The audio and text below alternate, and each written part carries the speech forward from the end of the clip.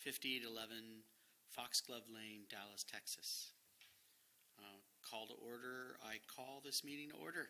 Members of the public that wish to attend and or participate in a meeting may do so in person or by joining the Zoom meeting. Roll call, please. Commissioner Haddad, absent. Commissioner Jagtiani, Here. Commissioner Kinkre, Here. Vice Chair Stovlin, Here. Chair Pedro. Here. Communications from the public. Under this agenda item, members of the public may bring items not already on the agenda. The Ralph M. Brown Act prohibits the Planning Commission from acting on any matter that is not on the agenda. Anyone who wants to provide public comment in person, please fill out a speaker slip as soon as possible and hand it to the city staff. Anyone who wants to provide a public comment via Zoom, please raise your hand during that time. We will take in-person public speakers first, followed by those on Zoom. Do we have any speaker slips? We do not. Okay. Rob, do we have any raised hands on Zoom? No, there are no raised hands. Commissioner Kinkre, could you please confirm that there's no one there to provide public comment? No, nobody's in the room. All right, excellent. Consent calendar, none. Continued public hearing, none. Staff has requested that the items be taken out of order, and item 9.1 is to be heard before item 6.1. Do I have a motion to move the agenda item? Motion to move the agenda item. Do I have a second? Second. Excellent. All right. Roll call vote, please. Commissioner Haddad, absent. Commissioner Jagtiani, Yes. Commissioner Kinkre, Yes. Vice Chair Stovlin, Yes. Chair Pedro. Yes. All right. So we go to 9.1, study session. The purpose of the study session is to provide the Planning Commission and the public with an opportunity to review and provide input on the proposed modifications to the Edgewater Place Master Sign Program. Master Sign Program, and find the study session exempt from CEQA. May we have the staff report, please?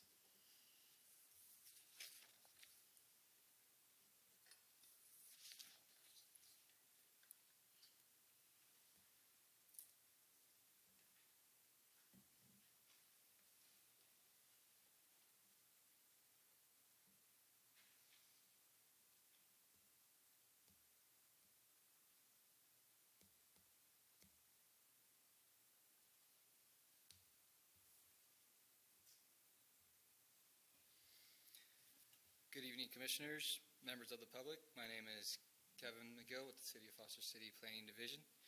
Tonight, staff is presenting proposed amendments to the Edgewater Place Shopping Center Tenant Sign Program to obtain input and guidance from the Planning Commission.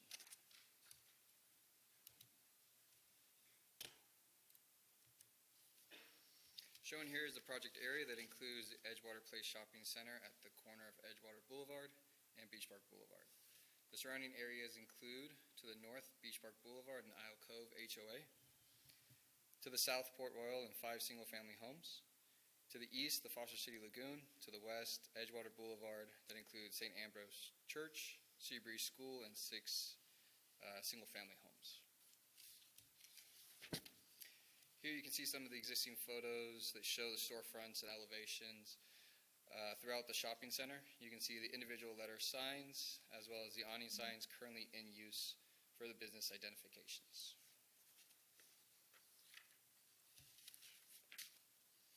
Edgewater Place Shopping Center was originally built in the 70s. The retail shopping center consists of 9 commercial buildings with grocery stores, sit-down restaurants, takeout restaurants, salons, barbers, and other retail and service-based businesses serving the needs of the surrounding neighborhoods. The general planning designates the parcel as neighborhood commercial and has a zoning designation of C1 PD, which is Neighborhood Business Plan Development. The proposed Edgewater Place Master Sign Site Plan provides locations of proposed and existing signs, These include one sign per tenant space, blockhouse signs, proposed pylon sign at the main entrance, and potential locations for lamppost banners. A little bit of background on the previous sign programs that have been established for Edgewater. So in 1976, a use permit for the Edgewater Place Shopping Center was approved by the Planning Commission. And then in 1978, the original tenant signing criteria was approved. In 1982, new blockhouse signs were added and approved. And then in 2000, through UP 76-001Z, it approved substantial amendments to the sign program. And those were most recently amended back in January 15, 2015, through SR 14-022, which approved amendments to the tenant sign program, which is what we are currently using to this day. So we're going to go through the major proposed modifications. There's other modifications that are more minor that include language and process and review.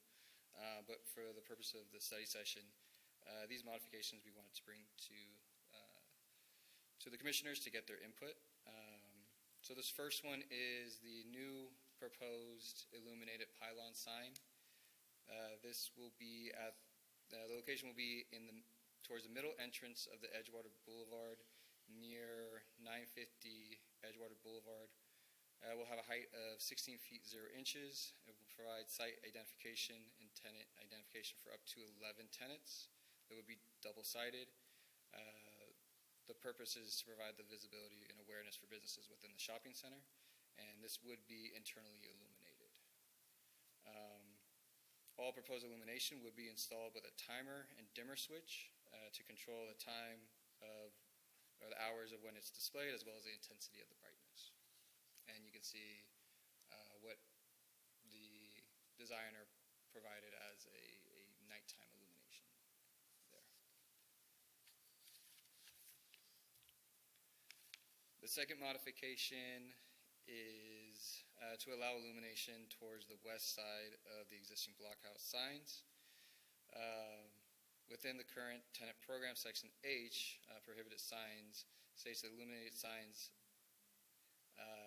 any placed on the west elevation directly facing Edgewater Boulevard on buildings J and H, as well as those located on the west of the blockhouse sign structures.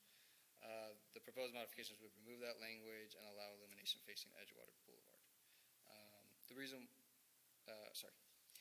Similar to the pylon signs, these signs would be installed with timer and dimmer switches.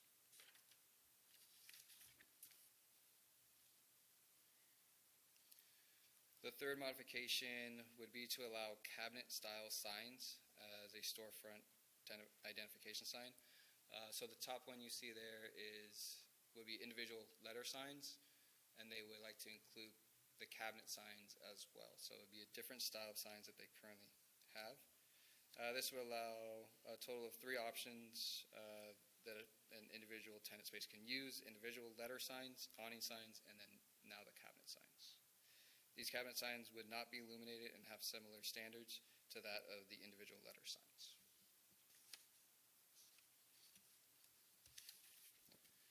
The next modification, this one's a little bit tricky one, so we'll go into a little bit of details on it, but it would be to allow window signs, to increase the allowance for window signs to cover 40% or an entirety of the window.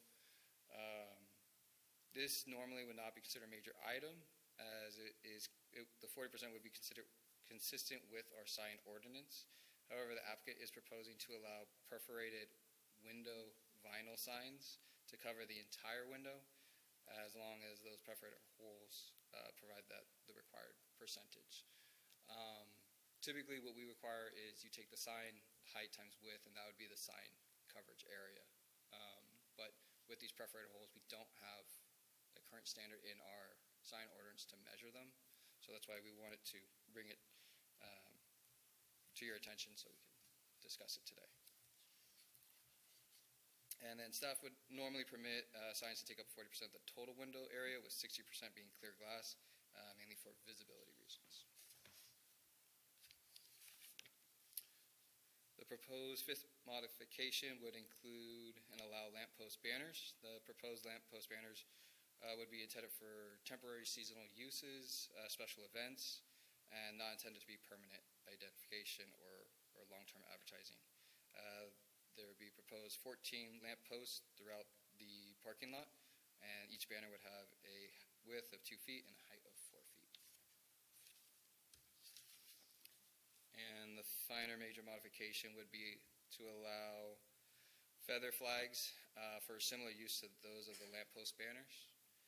Section 17.59.070 of the Foster City Municipal Code considers these signs to be prohibited and are not allowed.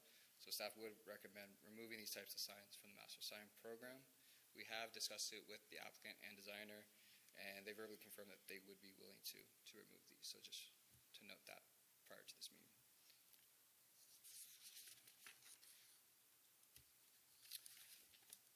So I do apologize.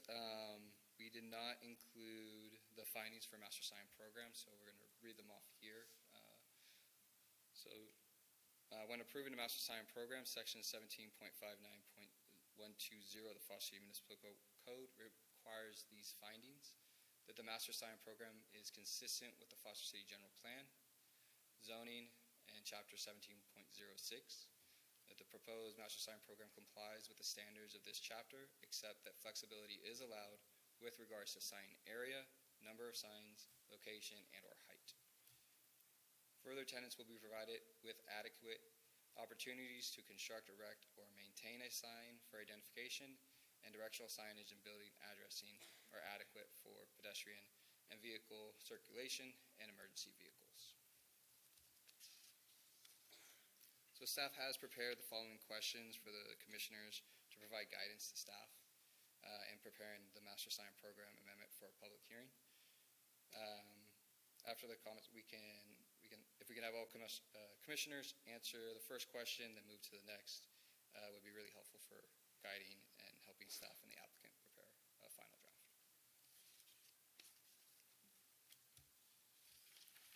And then as for next steps, if there are any major concerns or revisions, staff will bring the proposed amendment back for an additional study session.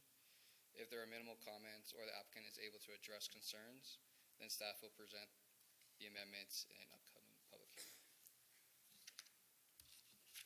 This concludes the staff report for the Edgewater Place Master Sign Program Amendment, SR 2025-0012. Our staff and the designer, who is available online, can answer any questions. Thank you. Thank you for the report. Let's open it up for questions from the commissioners. Commissioner Kincree, do you have any questions? Yes, thank you. Thank you, Kevin, for the presentation. I have few questions. On the slide 2, did you say that there are 3 possible locations for the pylon signs? No, so there would only be one location for the pylon sign. The 3 locations would be for the existing blockhouse signs. The one Okay. pylon sign would be the middle entrance to the parking lot along Edgewater Boulevard. And I think that's Okay. near Citibank. Right, Citibank, yes. So is there a reason why this sign is on Edgewater Plaza rather than on the cross section of Beach Park and Edgewater? I think it would be best to defer to the designer applicant for that one. And Aubrey, if you're available to answer that question for the commissioner. I believe they were trying to avoid taking off or taking out the blockhouse structure, but they're finding a new place to place a new building. Was it clear? I think if you want, I can have her repeat the answer again. Yes, please. Could you please repeat your answer? Sure. You able to hear me okay? Yeah. Yes. Okay.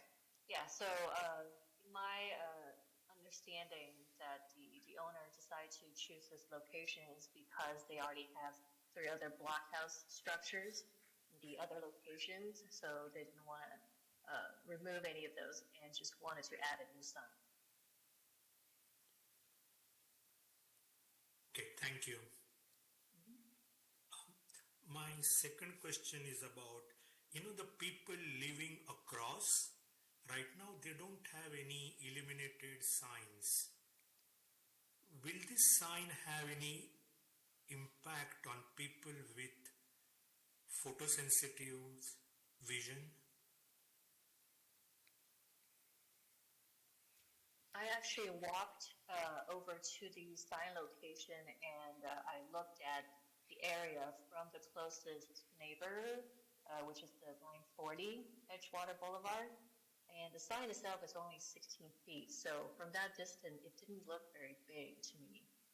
We do have a picture, an image to show what it looks like from the closest neighbor.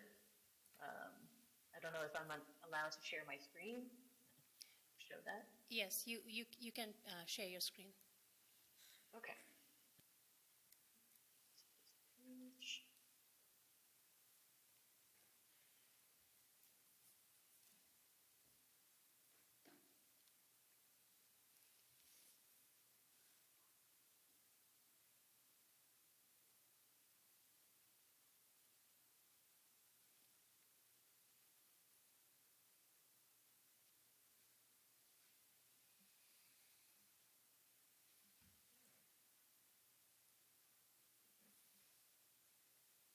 So this photo is taken from the closest neighbor, 940, and it's showing basically how big the sign is from this part of the road. Okay, it looks like it is far enough.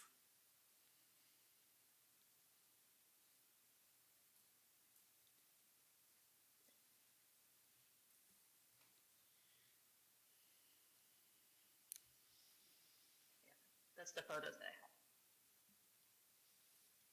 Okay, thank you. Yeah, no problem. If you have any questions, more questions.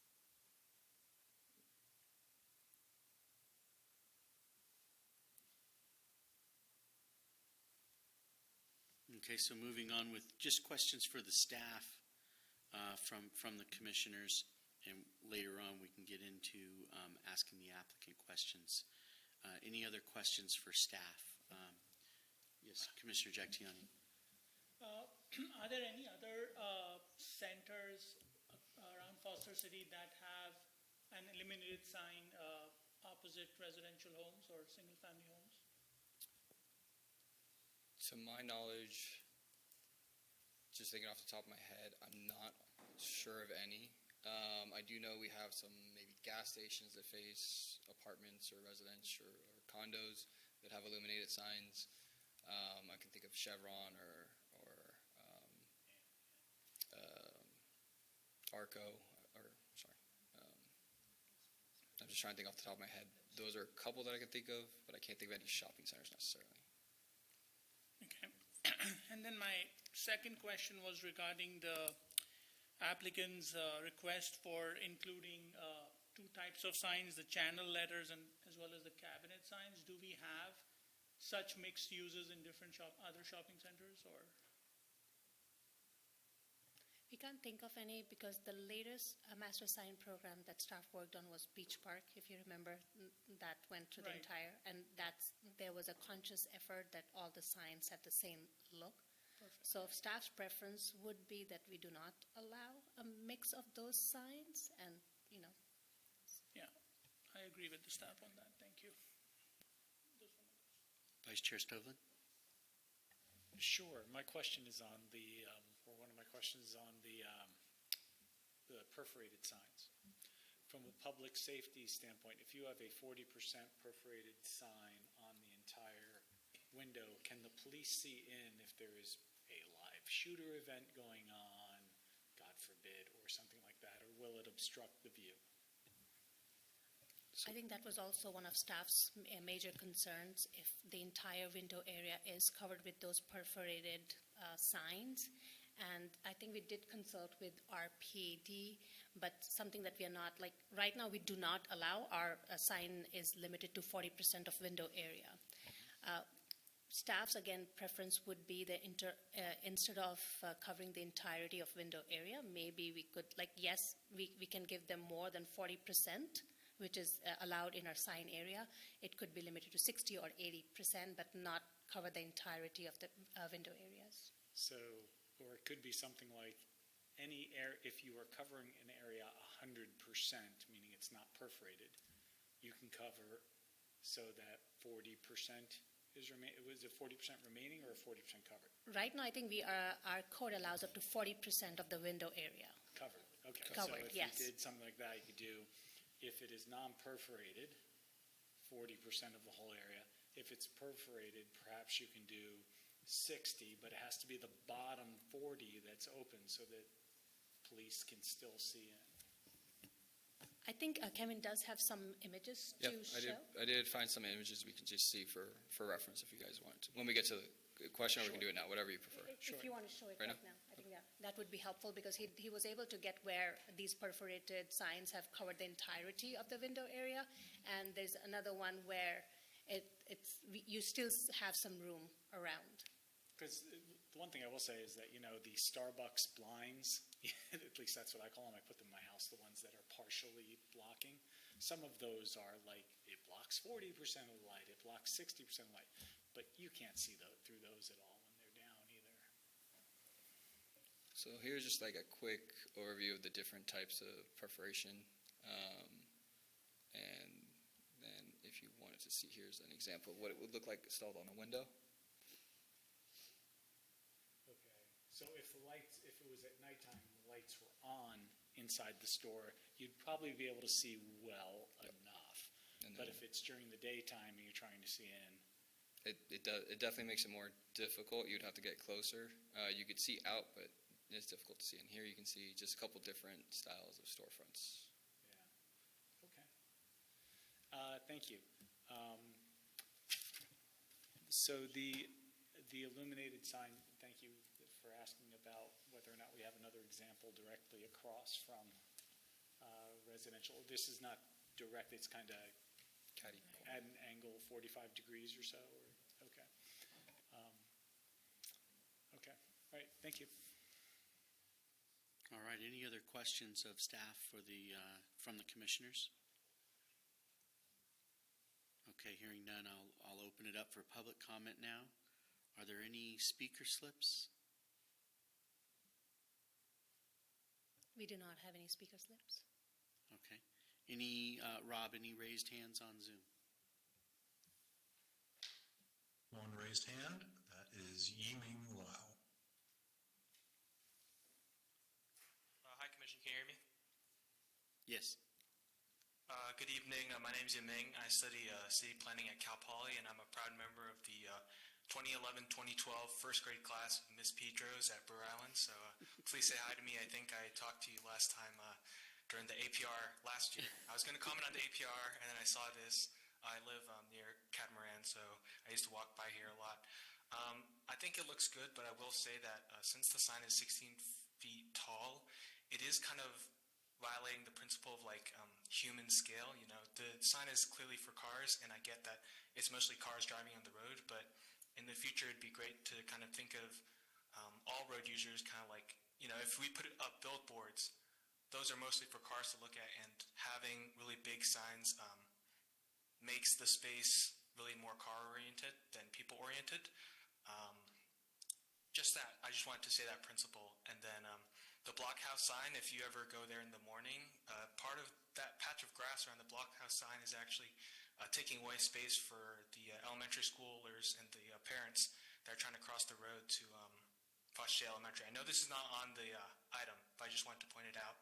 And I do want to say that the Bike Ped Master Plan currently has Beach Park or Edgewater on a Class 4 bikeway, so it'll be interesting to see how this sign kind of plays when there's a separated lane in the future. All right, thank you. Thank you, and I'm sure Mrs. Pedro will be happy to hear you said hi. Any other raised hands on Zoom, Rob? No, that was the only raised hand. Okay. All right. So, yes. make sure there's no public comments in the remote location. So Commissioner Kinkread, do you have any public comments there? There is nobody in my room. Okay. Excellent. All right, seeing none, I will close the public comments. And then are there any further questions or comments from the commissioners regarding this item? Chair Pedro, we do have certain questions for you if. Yeah, we should go through the questions. One by one. Yes, thank And you. then it looks like there's 5 of them, if I have that right. Yes. Okay, so maybe we just take the first one first. So staff guidance for the Planning Commission regarding proposed new illuminated tenant signs facing Edgewater. Number 1 question, or the first question, I should say. Does the Planning Commission have concerns regarding the illumination directed towards the single-family properties for the new multi-tenant sign? Second part of that question would be for the west faces of the blockhouse signs. Are there any concerns from the commissioners? Let's start with Commissioner Kinkread. Chair Pedro, Yeah. if I may, I do want to elaborate on for the west faces of the blockhouse signs. Previously, when those blockhouse signs were approved, the condition of approval clearly noted that these block signs would not be illuminated on the west side. So just want to bring that to Commission's attention. There was a reason behind it. Of course, it's a long time back, but just wanted to make a note of that. That is the reason we are very specific about asking this question. And also the fact that we are putting an emphasis on this illumination directed towards the single-family home, again, because that now illumination will be on the west side. Got it. Thank you. Commissioner Kinkread? I think, this question was answered by the designer. So, no, I don't have concern over these questions. Okay. Commissioner Jagtiani? I honestly have mixed feelings, but on one hand, I feel the pylon sign is small enough. I don't think it's too large enough to cause any concerns to the single-family homes. But on the the other signs, the blockhouse signs, I feel that should continue to be restricted towards because they are pretty. They do occupy a lot of square footage. So I think on those, I would have concerns on illumination for facing Edgewater. Excellent. And then Vice Chair Stovall.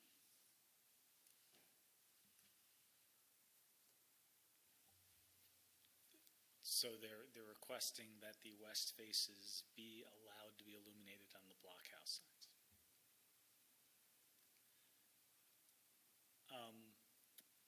One of the so the first blockhouse sign is on the corner of Edgewater and Beach Park. We can pull that location. I think that will be easy. And you've got the school and the church. Yes.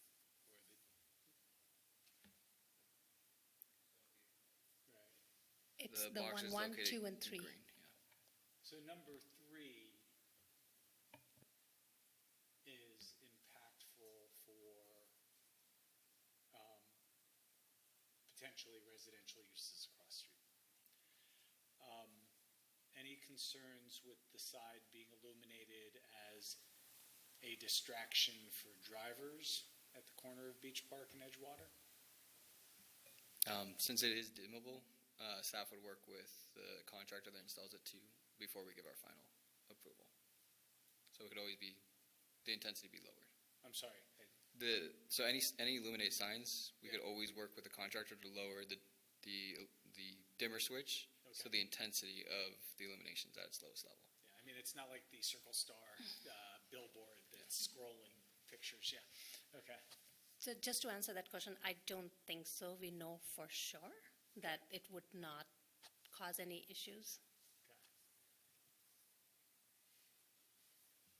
Because I think I'm less concerned with illuminating number 1, provided that the police don't think it's going to create a traffic hazard, than I am with adding a pylon sign and illuminating the side of an existing sign that changes things for homeowners. I know that when we put in stronger street lights, I suddenly have a nice bright street light going through my bedroom window. So things do change, I get that. I do have a question on that. How would Yeah. you feel if only Blockhouse 1 and 2 were allowed, while 3, which is directly across the street from the residential, would not be allowed? As far as the blockhouse signs, I like that better. I'm Okay. just not sure how I feel about the pylon sign Okay. on top of that.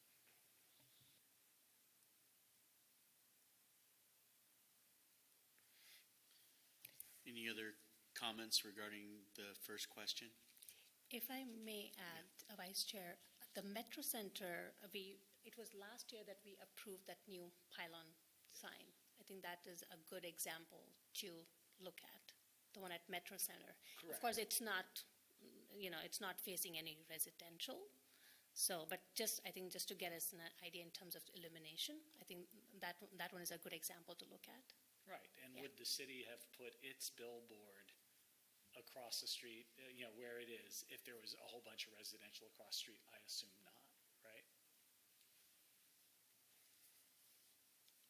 Yeah, so on question one, for me, does the planning commission have concerns regarding the illumination directly towards the single-family properties for new multi-tenant signs? I would say yes. Yes, I do have concerns of signs facing residential properties. And then for the west-facing of the blockhouse signage, I would just assume leave it how it was approved prior, rather than making any changes regarding the blockhouse signs. That would be some suggestions. So just to summarize, I think Commissioner Kinkade didn't have any concerns with any of the proposals. Commissioner Jagtiani, you did note that you have a concern regarding the blockhouse and the pylon? So just the blockhouse. And Commissioner Stoveland, you said you'll be okay with 1 and 2 being eliminated, but not 3 blockhouse, but you have concerns regarding pylon signs. And Chair Pedro, you have concerns regarding all elimination. Okay, so trying to get a consensus so we are able to guide the applicant better. So I think for blockhouse sign, would it be okay if we go with the recommendation that 1 and 2 be eliminated because they are not really affecting the any residential properties, but block 3 definitely we shouldn't be eliminated just because it's directly opposite to the residential properties. I would be okay with 1 and 2 because it doesn't seem to impact any residential properties. And again, with a dimmer, we do not want it to be, and again, I think planners can work on the elimination, the degree of elimination. I think now coming back to the pylon sign, definitely I see more concerns. I think we all are leaning towards concerns.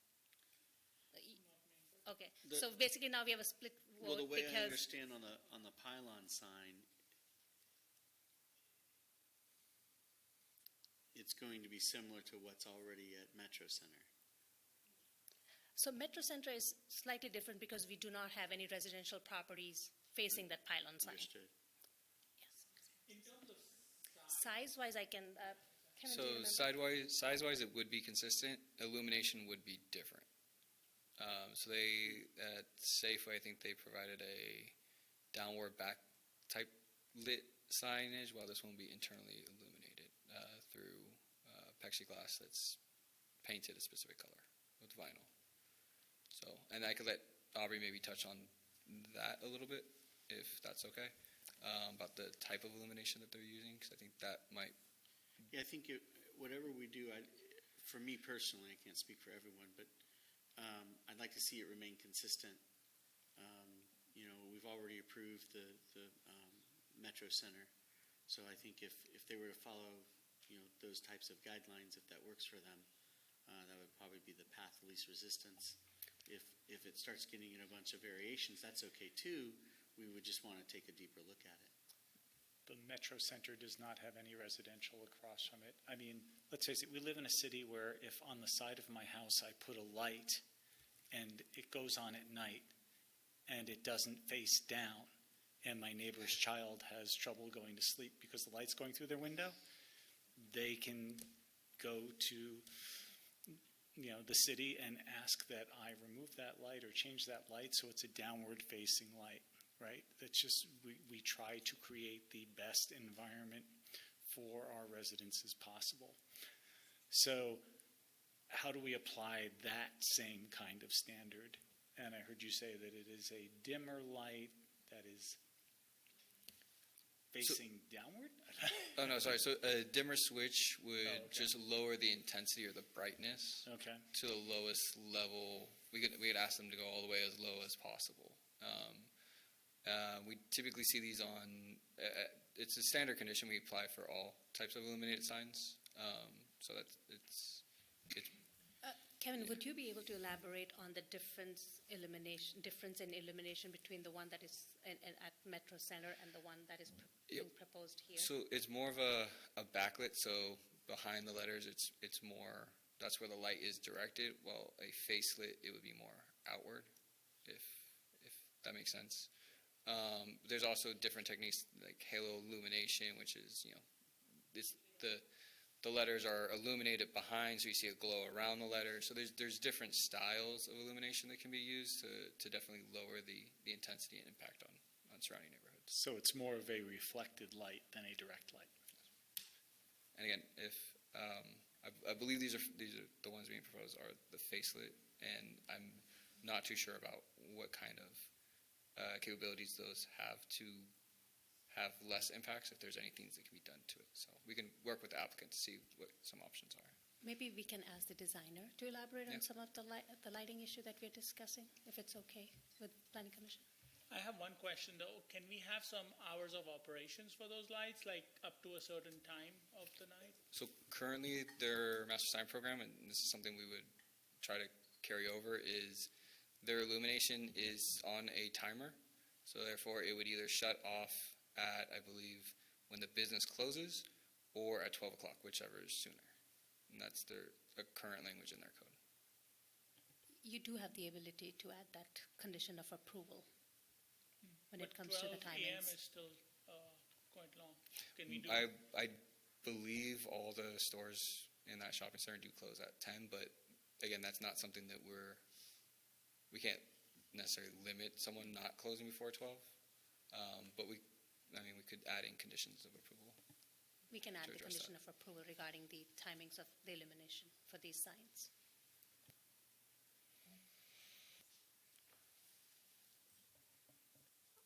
Pedro. Yeah, Commissioner Kincaid. Yes, I said that I don't have any concern, but that was a neutral statement.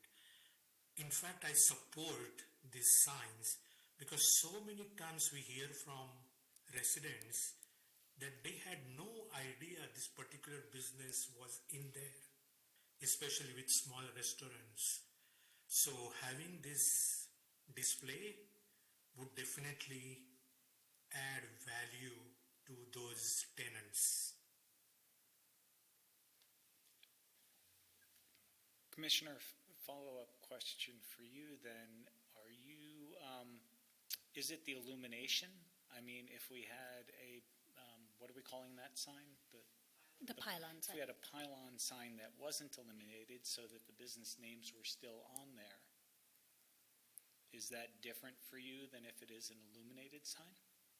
Yes, illumination gives more visibility, it draws your eyes. So I prefer illuminated signs too. And nowadays it's very much everywhere.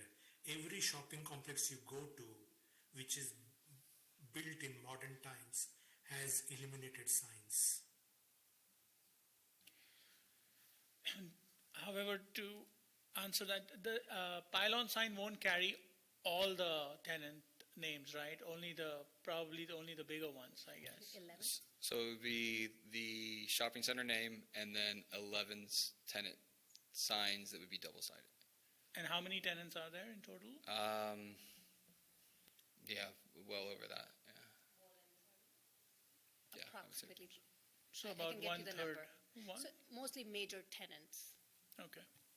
And speaking to that, we could condition it to where if you're on a blockhouse sign, you can't get onto the pylon sign or something along those lines, so that way we're not, one business doesn't overtake all the signage.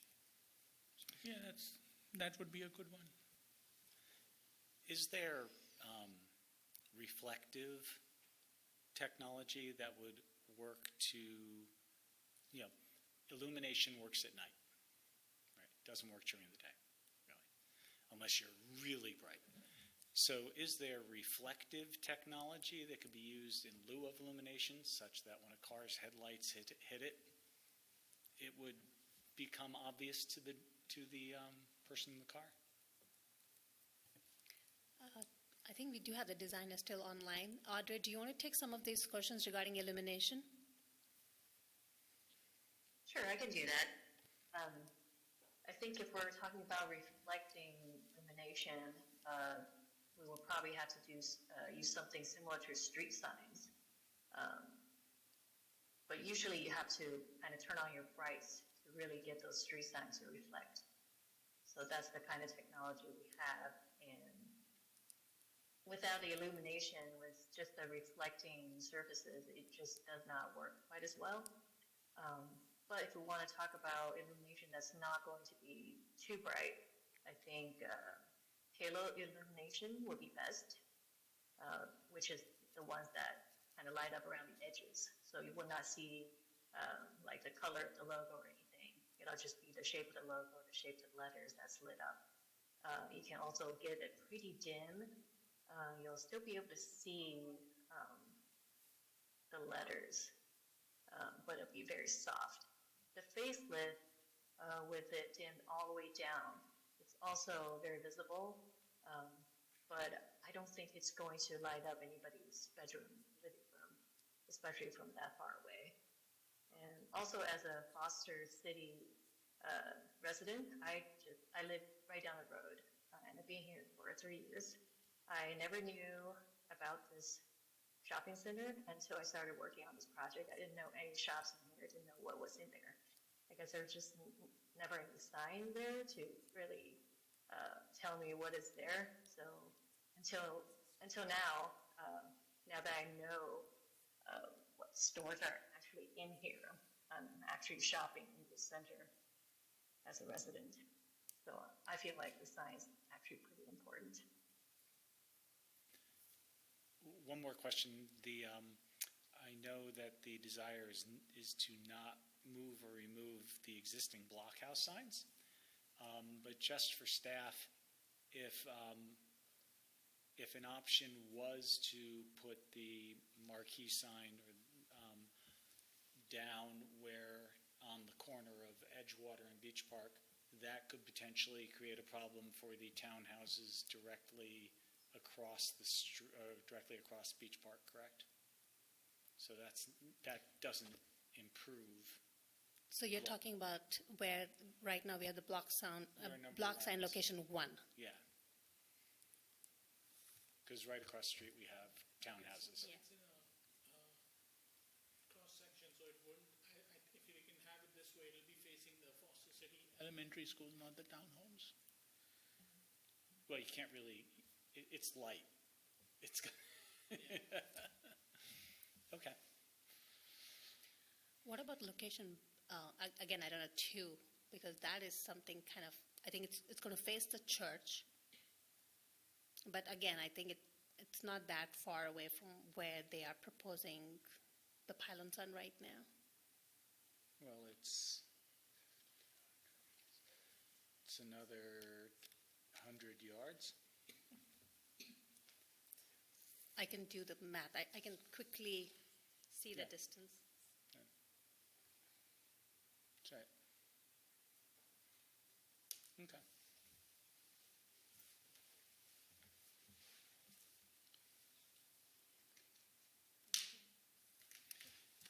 Did we have any comments from any of the residents along Edgewater prior to the meeting? We just heard from there was one public comment that I think was shared with Right. you, and that's about it. Okay. blockhouse number 2 is about 200 feet away from the pylon sign. I'm sorry, say that again? The blockhouse sign number 2 is about 200 feet away from the pylon sign, if you are looking at the sign. Okay. One of the, as I'm looking at these signs, I'm just thinking of cars moving in, moving out, pedestrians walking across. And I would just want to make sure that the signs don't block a driver's visibility or a pedestrian's visibility to where we have a car making a right turn off of Edgewater right by Blockhouse sign 2, not seeing a pedestrian that might be walking across the parking lot. So just want to make sure that we have certain parameters in place to where we're using that 15-foot view corridor, things of that nature, So, so it doesn't create those situations. yeah, so what we do for typically when we have signs or anything that's near an intersection that's not controlled by a four-way stop sign is a 25 by 25 foot site visibility triangle. Perfect. So when Thank you. they propose, when we get a location down, and if this is something that we would move forward with, we would definitely be checking to make sure that they have that site Beautiful. visibility. Thank you.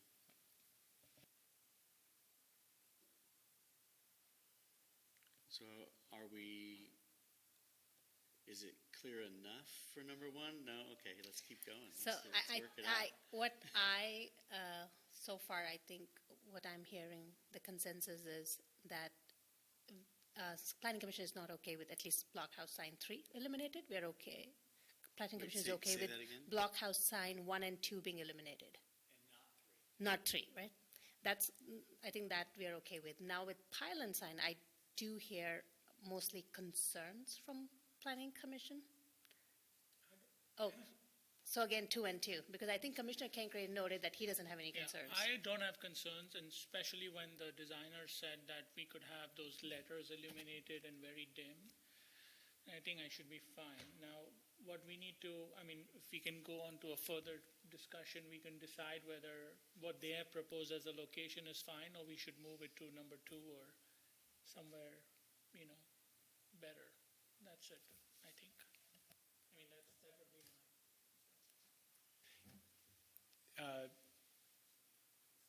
Building J951, A is the Citibank, correct? Does the Citibank have a illuminated sign on the west side? I think, again, yeah, Kevin so- can note there was a condition of approval with the previous sign program that prohibited any wall signs on that location.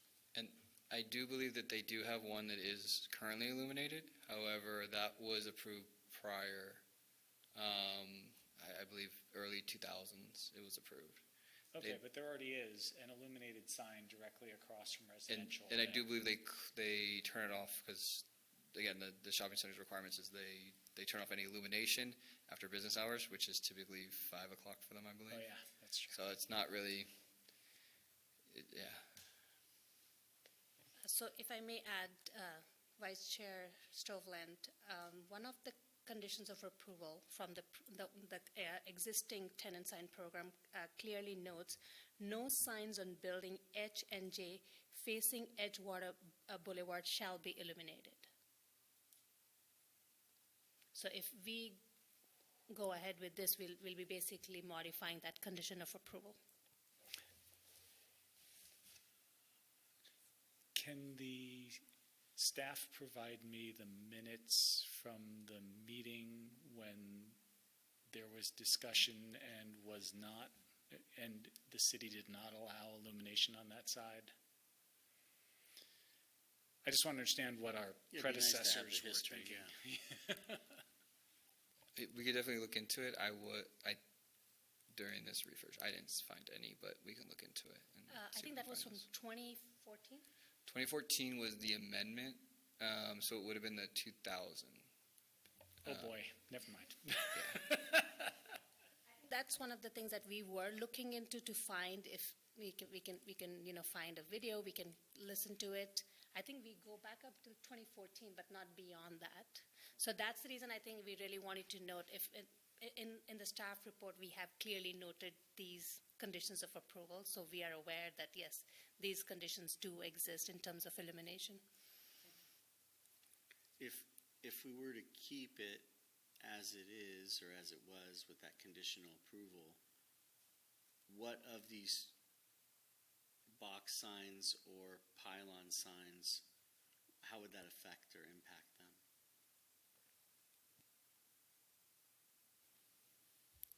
I don't believe it would impact them because Yeah, it seems that the thing we drifted into was more like a sign on the building, which is not necessarily Yes, and the that's four why things that we're talking. it seemed like there was a conscious effort to not have illumination facing Edgewater directly. Again, we don't have any. I don't have any information of why or the rationale behind it, but yeah, it does specifically say west-facing portions of where signs are allowed. So this new pylon sign, that's why we're bringing it up, is if it's a new sign that's being allowed, is it allowed to face the west elevation? I guess what I'm asking is, thank you, but I guess what I'm asking is regarding, say, the Citibank sign that we're talking about, and that ordinance that prohibited certain types of signs.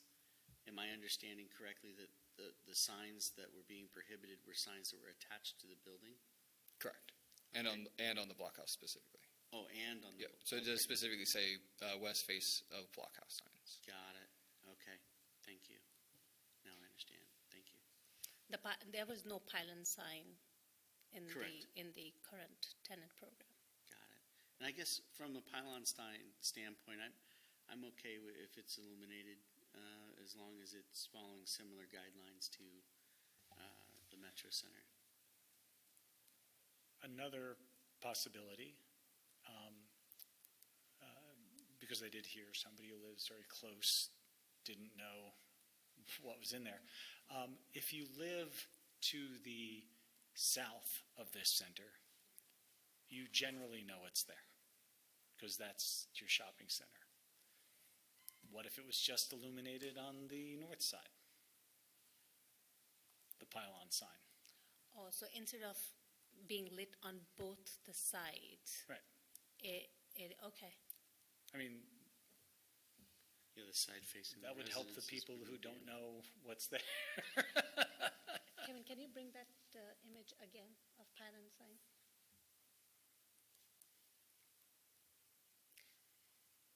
Okay, so it's a two-side illuminator, right?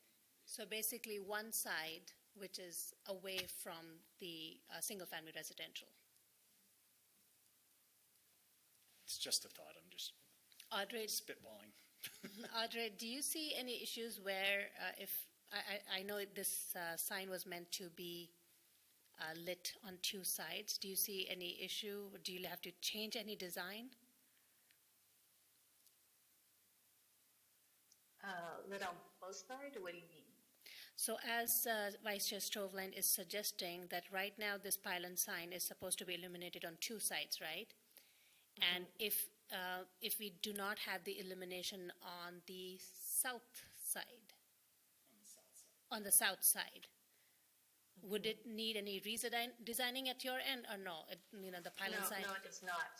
Yeah, they can just block out that side completely, the illumination, so it only lies on one side.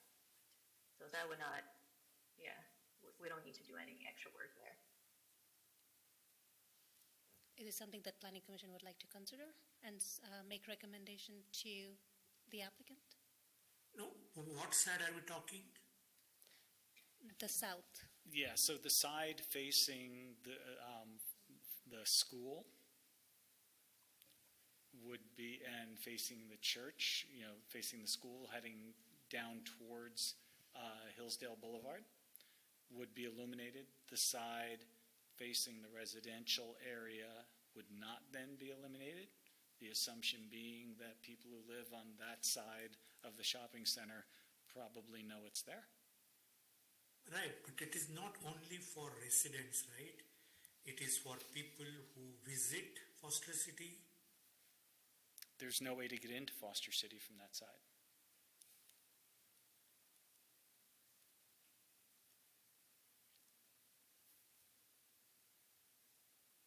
I don't know, but I see more value if it is eliminated from both sides.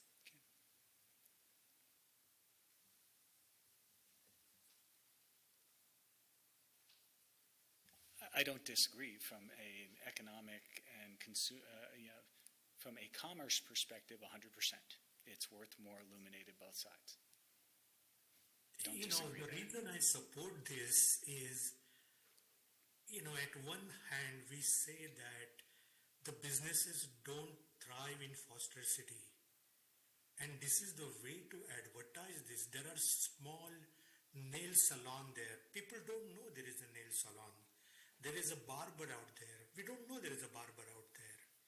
There are 2, 3 small Nina's Cafe. We don't know it is there. Many people don't know. And it doesn't matter which side of Foster City you live. People just don't know. And unless we advertise like this, they won't know. I mean, that's, Commissioner Kincree, that's a fair point, but I think not all the businesses are going to be on this sign. So if it's a smaller shop, it may not be on the sign anyway, so it wouldn't necessarily help that smaller business that we're talking about. But will they not be on either of these 3 signs? It looks like, I believe they said there's going to be 11 spots, and I believe there's about 30 businesses in that center. So that means it's going to leave quite a few businesses off the sign. Typically, only the bigger businesses, usually the landlord does charge to have the name on these signs, and only the bigger businesses can afford it. I own shopping centers, so I know how it works. So.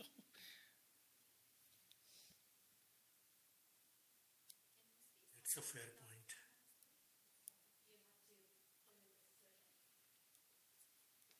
Yeah, that's fine.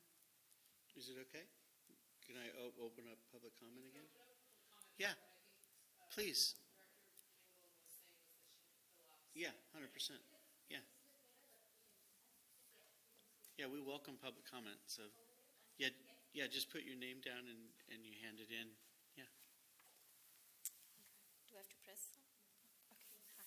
So I'm Surbhi Gupta. I'm a resident, live very close to where this spot is, next to Sea Breeze on Beach Park Boulevard. So my question was, going through all of this, well, I'm no expert in urban planning, but I'm a transportation engineer. I understand a bit of all of this. So if you look at the traffic coming into Foster City, right, most of the traffic after that cross-section of Edgewater and Beach Park, if just residents going to their houses inside, very little traffic. Like big signages like those are next to freeways or bigger roads where you have traffic from outside who you want to attract. And if everyone cannot be there, then, and I guess people who complain, they don't know what's there. Like everything is available on Google Maps, technically. If you look it up or search for something, you can find everything. A signage like that will add very little value, illuminated signage in terms of new people finding out about businesses in that shopping center. And if there has to be a signage, I think the corner of Beach Park and Edgewater and Beach Park is the best location. But then illumination will affect the townhomes down the street, I guess. So just that, my 2 cents. Thank you. Thank you for taking the time. So now I'll close public comment. Okay, and then getting back to any further questions or comments from the commissioners regarding this question number 1 and trying to give staff a sense of consensus. Let's try taking just one thing at a time, the pylon sign. If we can get the map up with the block signs and the pylon sign, 1, 2, 3, yeah. So the pylon sign is item A right there, the little red dot.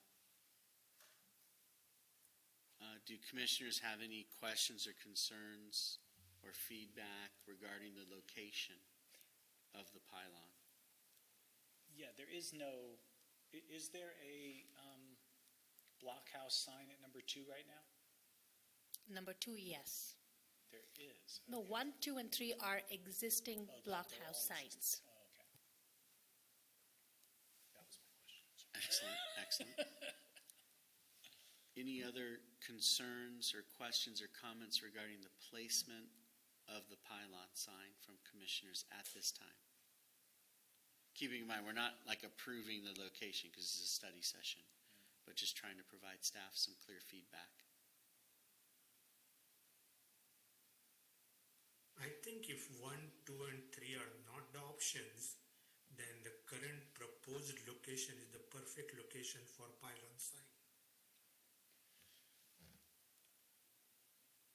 I think I'd prefer to see it at number 2, because that is the least obtrusive into residential. It splits the difference between the single-family homes and the townhouses.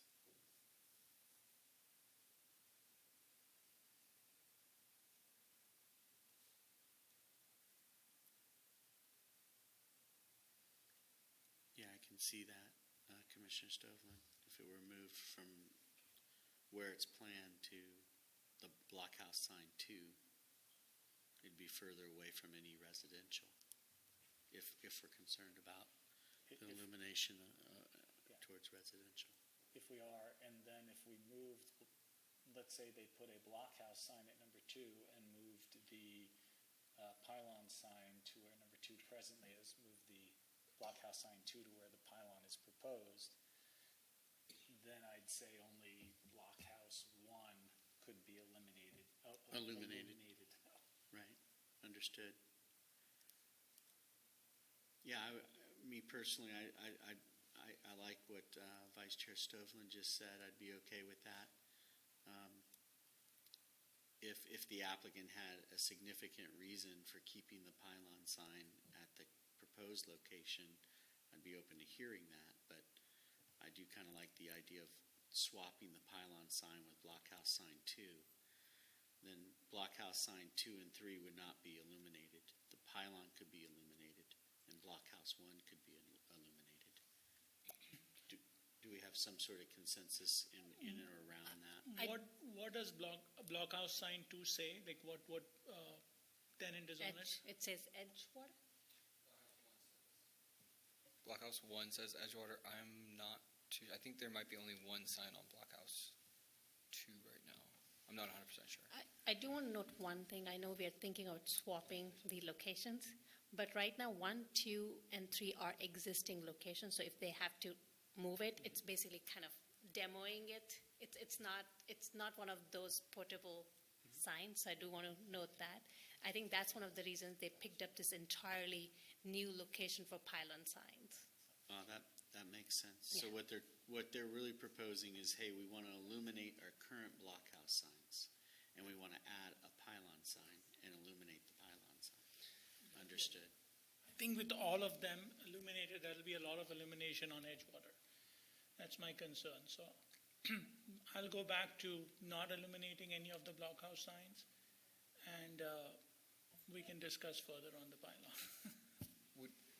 We would keep the other 3 sides that's currently allowed to be illuminated, though, for the blockhouse. Yes, yes. Yeah. They're not facing Edgewater. Okay. Yeah. So blockhouse 1, 2, and 3, do they all say Edgewater? What do they say? No, some of them are blank. The Blockhouse 1 is the one that I believe has signs on at least 3 sides of it. Blockhouse 2, I think, might only have 1 sign on it. I'm not 100% sure what currently is out there. And then I think Blockhouse 3 also only has 1 sign that's just facing Edgewater. I think I think Blockhouse 3 is where Warehouse Buffet. I'm not 100% sure on that. They're currently, they don't have any signs for now, okay. So except for Blockhouse 1. Blockhouse, okay. so then Why don't we forget move the suggestion of moving 2 and 3 if they have to do demolition, unless people feel strongly about that. Illuminate, I would say illuminate 1, don't illuminate 2, don't illuminate 3, and the pylon sign illuminated only in the northbound, facing northbound. I think I agree with that.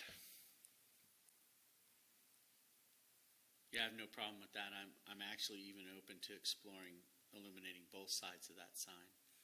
I mean, it's just a study session, so we can revisit Yeah. it again at the next one. But I do like the suggestion of, hey, at least if it's illuminated on one side. What I'm thinking of is, I know we're thinking of, hey, to go in the neighborhood, you're traveling Edgewater past Beach Park. But what I'm thinking of is people coming from Sea Cloud that are visitors. So it's after the game, sunset, hey, we're meeting at Waterfront. It'd be nice if the waterfront sign were lit up on the pylon so that visitors to Foster City will see the illuminated sign. So I think and as we know, Sea Cloud is extremely busy, and it brings probably tens of thousands of visitors to Foster City each year between Little League, soccer, and other events. So I do think there are several people not from Foster City coming from Sea Cloud, traveling that direction on Edgewater towards Beach Park Boulevard, to where I'd want to at least explore illuminating both sides of the sign. How about illuminating the north-facing direction till 10 or midnight, and illuminating the south siding until 8 o'clock and maybe 10 o'clock during the summer? So with limited hours. Yeah. Yeah. Audrey, is that an option? Because I know you're going to use the dimmer switches and the timer options. Will it be possible to have two different timings on two different faces? I believe so. It's just the inside will need to be wired a little differently, because they will probably have to kind of section the LEDs into two sides instead of having LED together in the middle. I think it can be done, though. I will have to talk to my engineers now. Okay, so the consensus is both these sides for pylon signs to be illuminated with different hours. I think that is something that we can look into. For block signs, we talked about it's okay to be number 1 and 2 be illuminated, but not number 3. Or did I get it? Did I capture it right? Yeah, that should be, yeah. No, not two, right? Well, I guess. Just one? Well, looking at it, it's across from the church, so I don't think there's a problem with that being illuminated. I don't know. What's your thoughts? No, I was just thinking from the point of view of too much illumination on that. On that We one have strip? the pylon, then we have number 2, and then we have number 1. Yeah, it will. Yeah. But Commissioner Jagtiani, what is wrong with too much illumination? I don't know, but it could be a safety hazard for drivers. I mean, we don't know that. We've not studied that, but Could could say be. we could ask could we ask public safety about that? Sorry, we could ask who? Public safety? Public police Works? department? Yeah, we Public can Works. definitely ask them if they have any concerns. When we're Maybe- talking, when we're talking about the illumination of the block signs, I mean, obviously, it sounds like there's consensus on not having block sign 3 illuminated. Yes, Okay. I think that consensus is there. And then when we're talking about block sign number 2, is there any illumination on it today? On the other 3 sides, it is allowed. Okay, so I would be okay with leaving it the same. And then block sign 1, is there any illumination on that at this time? Blockhouse 1, yes, there is. Then I would suggest leaving it the same, because that's something I think, obviously, we've been living with it. I think we can continue living with it. And the fact that they've had those block signs this long, and they're not really full of businesses and advertising and all of that, speaks to maybe the value of the sign to the people who might want to have their name on there. Otherwise, they'd be full, and there'd be a line waiting to get on the block sign. Hey, Chair, I don't think that the west side of even number 1 is illuminated at this point, correct? Or is it? I'd have to double check, because that sign would have been installed quite a while ago.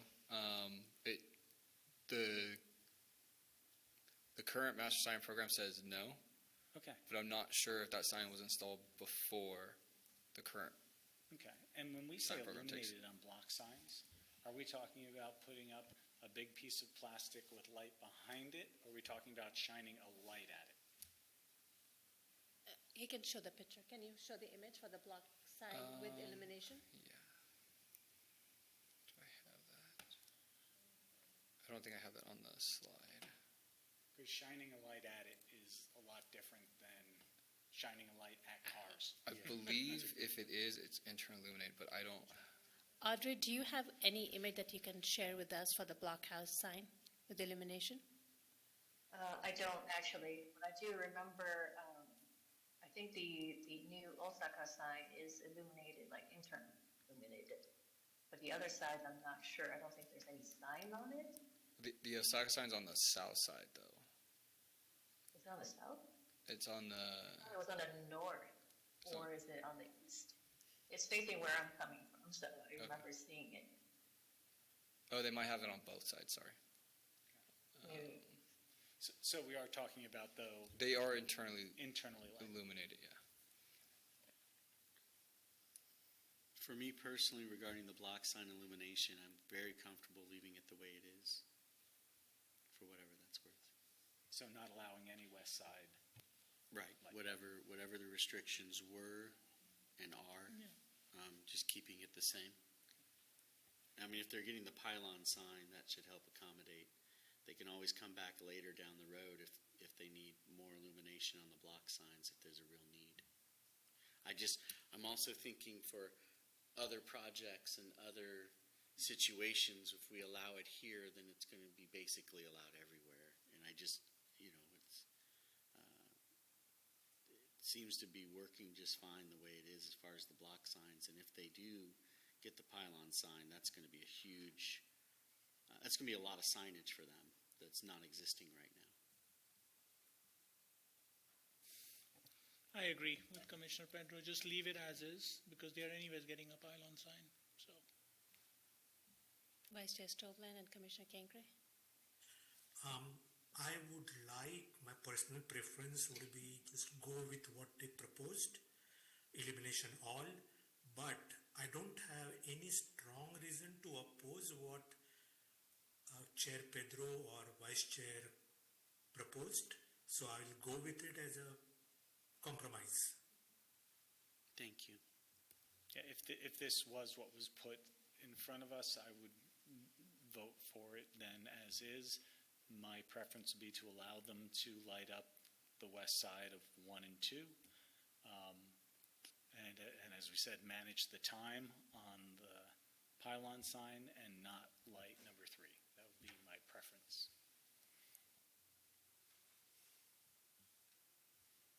I think we do have now consensus on the pylon All right. sign with restricted hours illuminated on both the sides.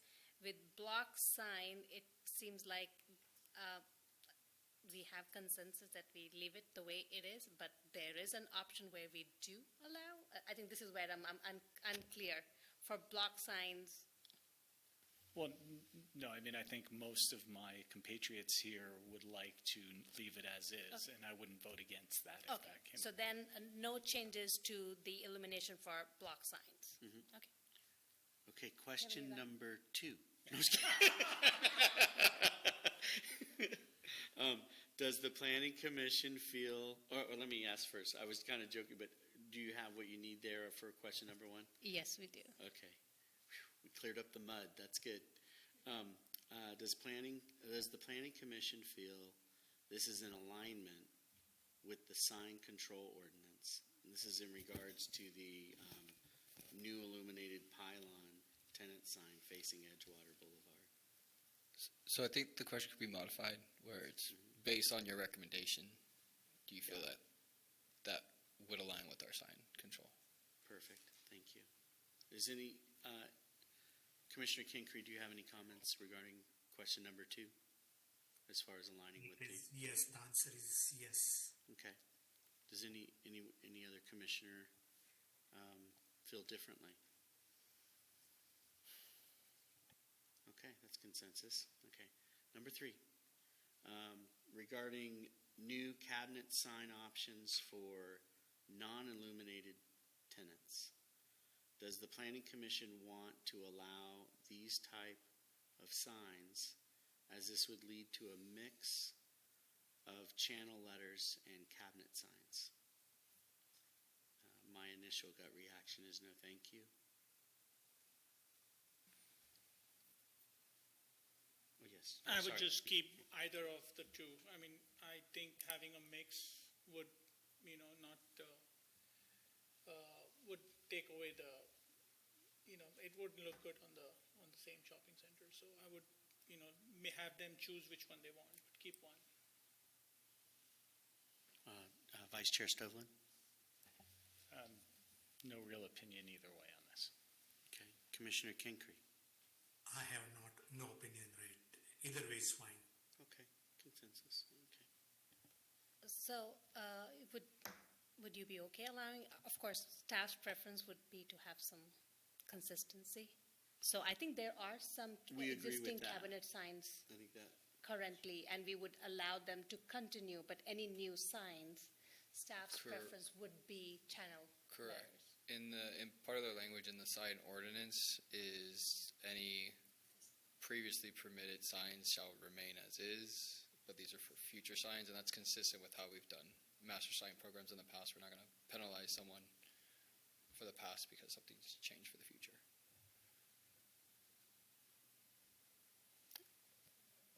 So I think a planning commission would be okay restricting the cabinet sign option moving forward. correct. Okay, thank you. To create consistency. Thank you.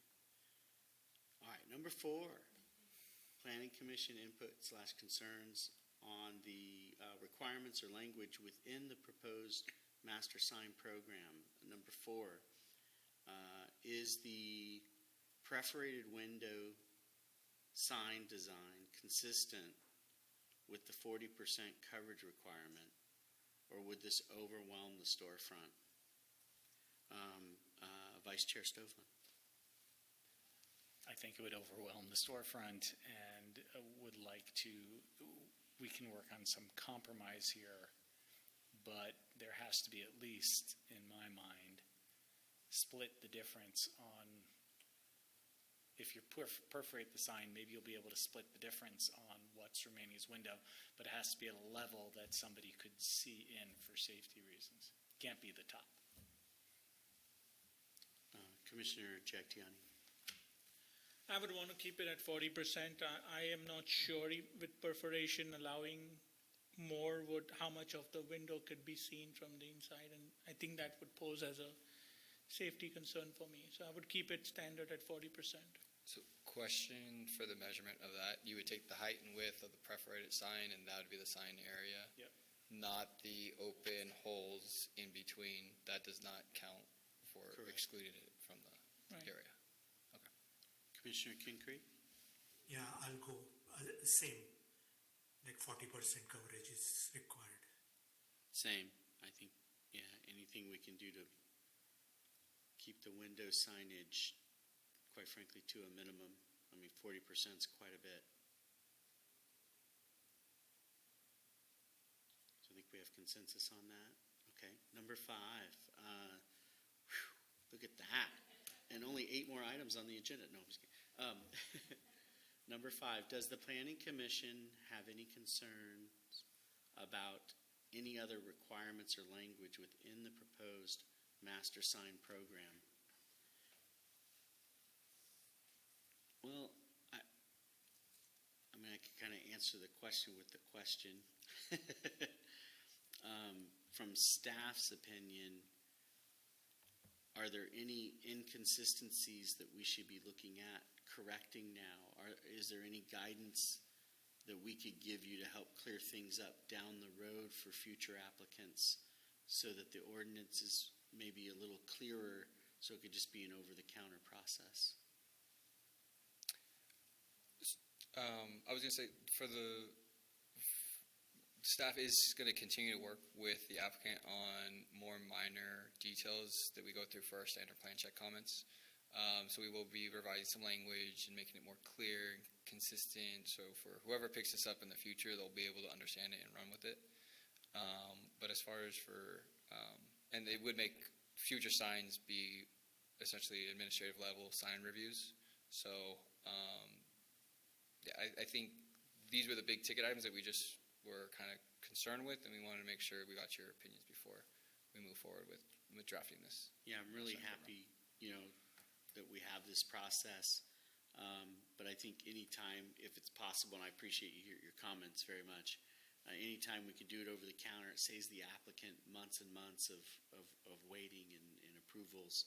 And I understand they want to move forward with their projects as soon as possible. So whatever guidance you might need from us, we'd be happy to review things or look at things to help clear up the ordinance so that it can move smoothly for future applicants. So Chair Pedro, our municipal code does allow some of these minor modifications staff level, just because this was all about elimination, and especially concerning the neighboring properties, and it was affecting residential properties. We thought it would be more appropriate for Planning Commission to review and provide guidance. Oh, 100%. I agree there. Yeah, and if there's anything we can do to kind of help come up with some of those design standards to add to the ordinance that might help the next project, that would be cool. Thank you. Commissioner Jagtiani, any comments regarding number 5? Any concerns about the language with the master sign program? No, I think we did a good job today. I'm happy. Thank you. Vice Chair Stovlin? I'm good, thank you. Yeah. Commissioner Kincree? No, I don't have any other concern. Okay. Staff, anything to add or anything that we need to be thinking about? We got the guidance from you. Thank you. Thank you. Appreciate that. Okay, so now we're moving on to number 6, new public hearing, a resolution of the Planning Commission of the City of Foster City recommending City Council acceptance of the General Plan Annual Progress Report. And it's funny, APR. I always think annual percentage rate, but yeah, it's also annual progress report. Okay, and housing element for APR for 2025, and find the report exempt from CEQA. May we have the staff report, please?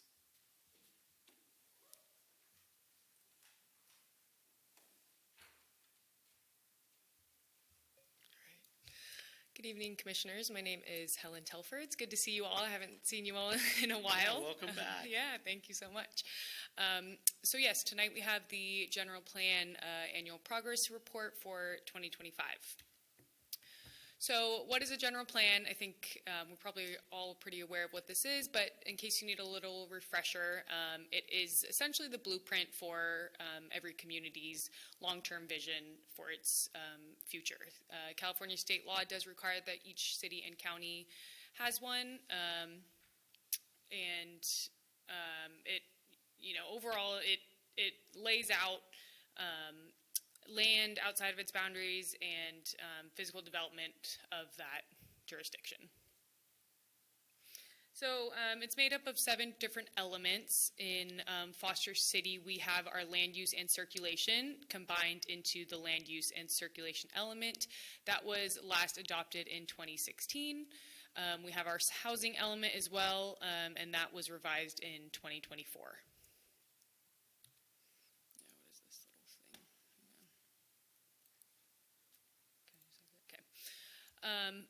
We have conservation, open space, noise, and safety.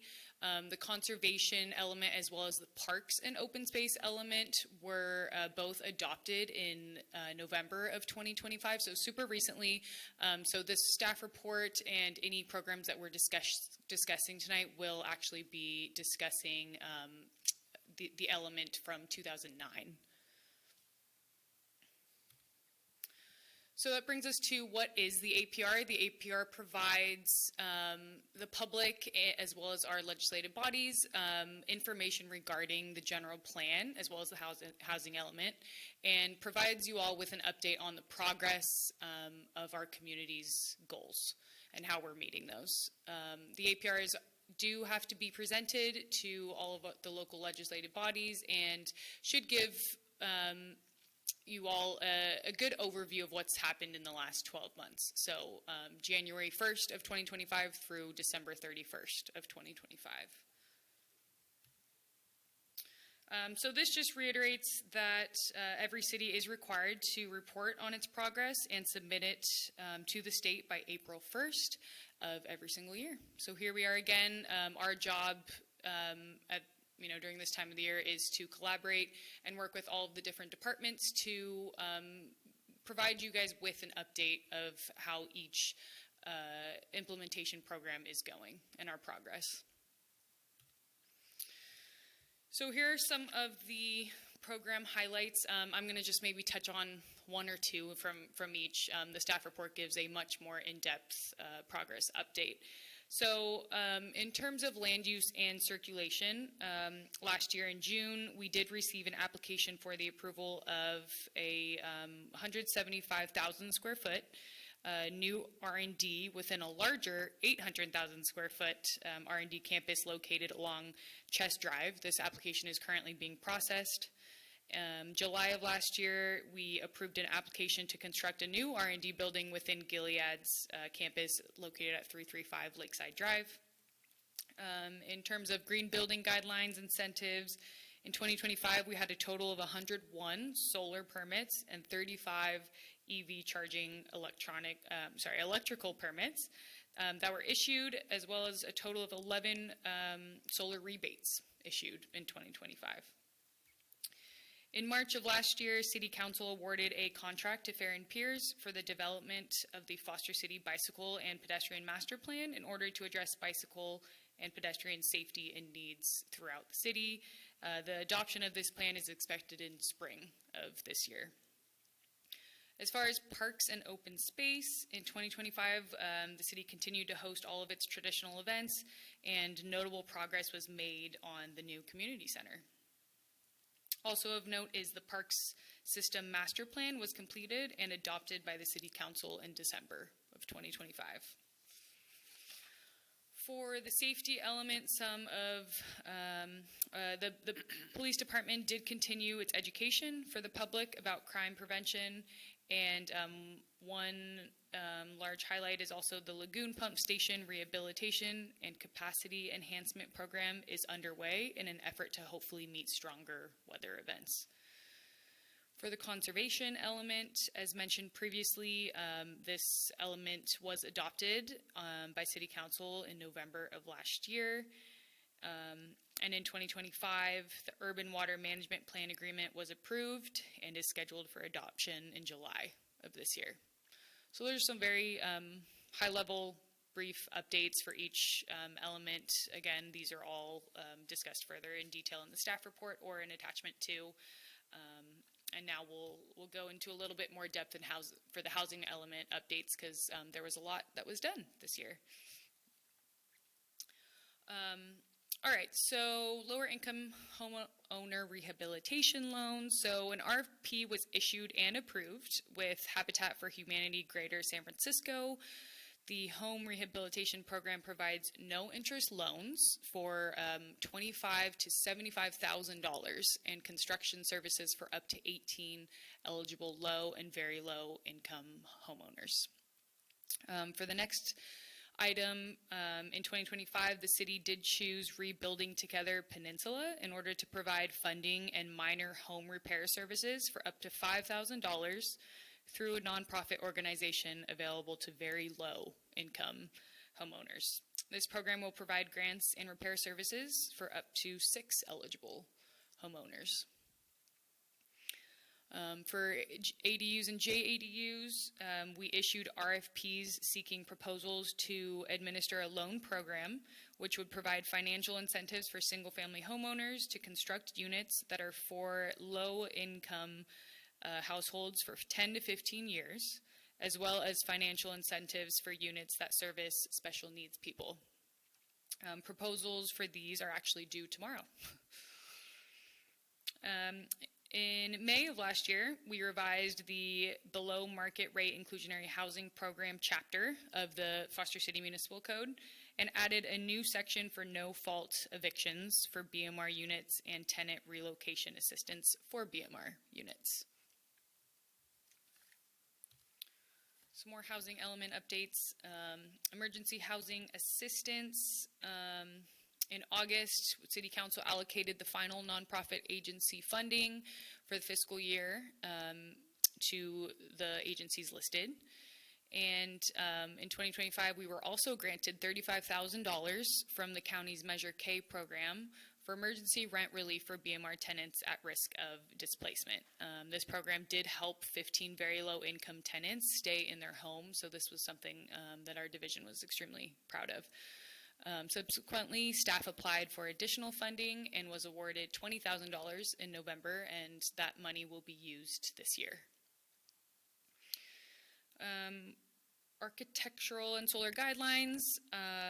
As you guys are probably all aware, this was a very big year for single-family objective design standards. We held 3 study sessions with you guys, had 1 public hearing, which led to the first reading, second reading, and then the approval of single-family ODDS, which actually became effective as of today. And then rental registry. A 2-year agreement was approved with Ptolemy to enter data for the registry, and all registrations will be due annually beginning June of this year. And then just in terms of housing activity, we issued building permits for 24 ADUs and certificate of occupancies for 2 new housing units in 2025.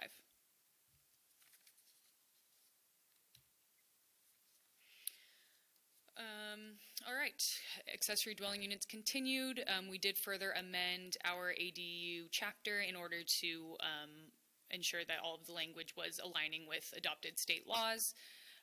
Improved public information on ADUs.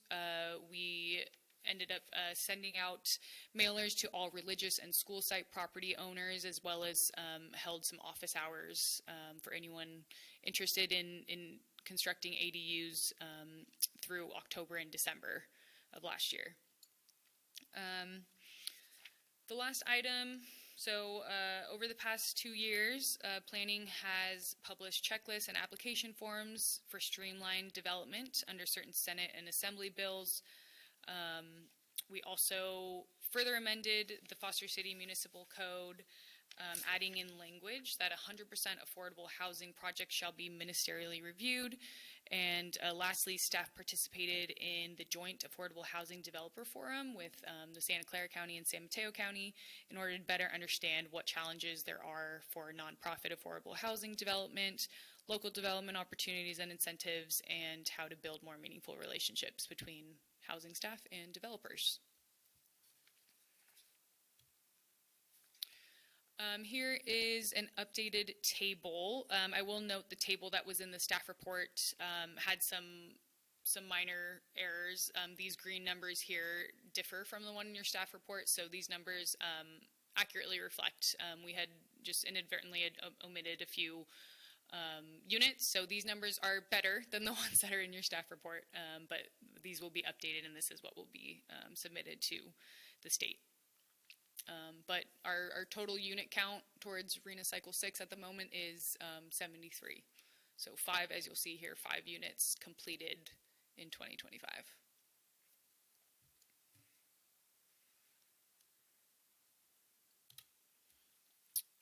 Okay, these are just a few more bills that we are required to report on as a part of the APR state requirements. So AB 1743 just calls out whether or not these applications that we're processing are ministerial or discretionary.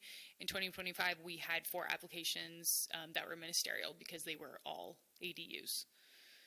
And then of note, there were no extremely low income units completed in 2025, and the city did not receive any applications for density bonus.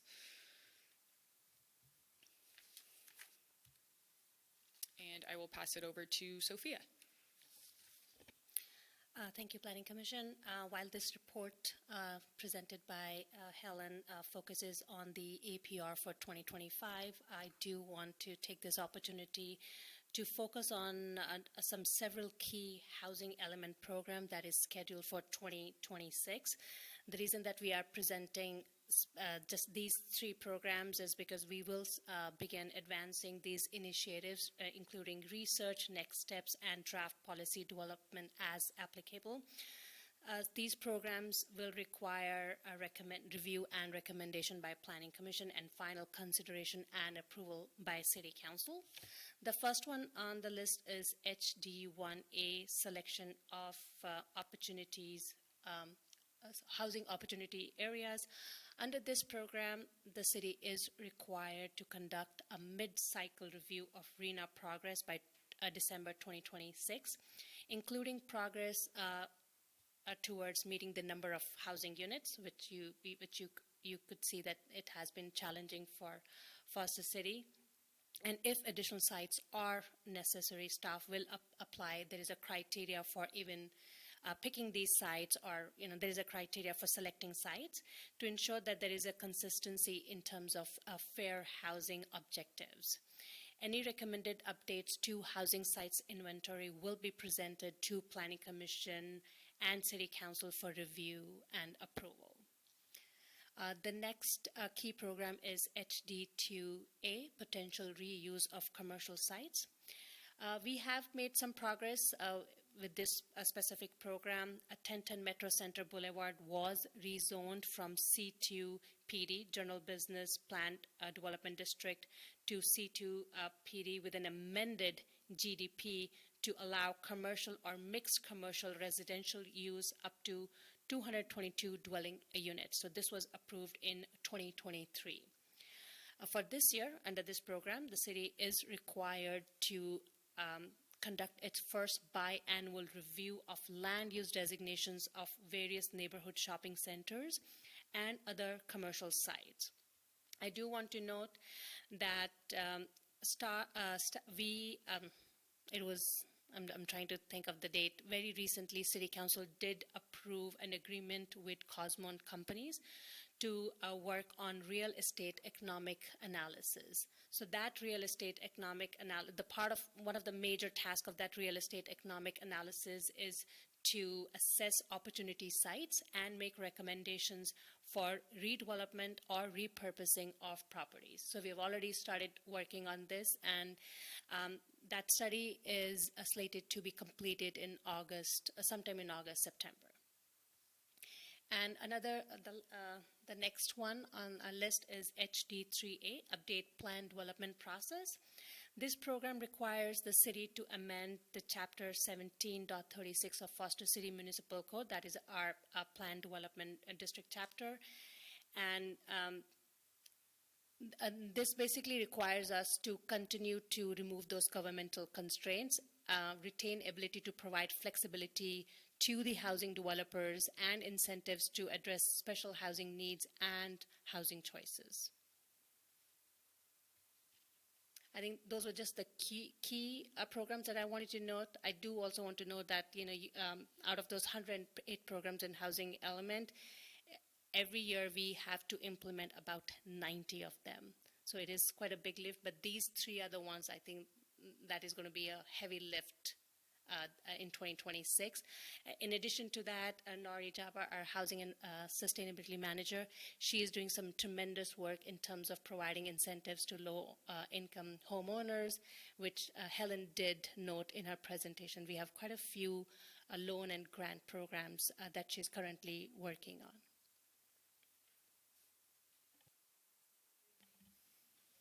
Thank you.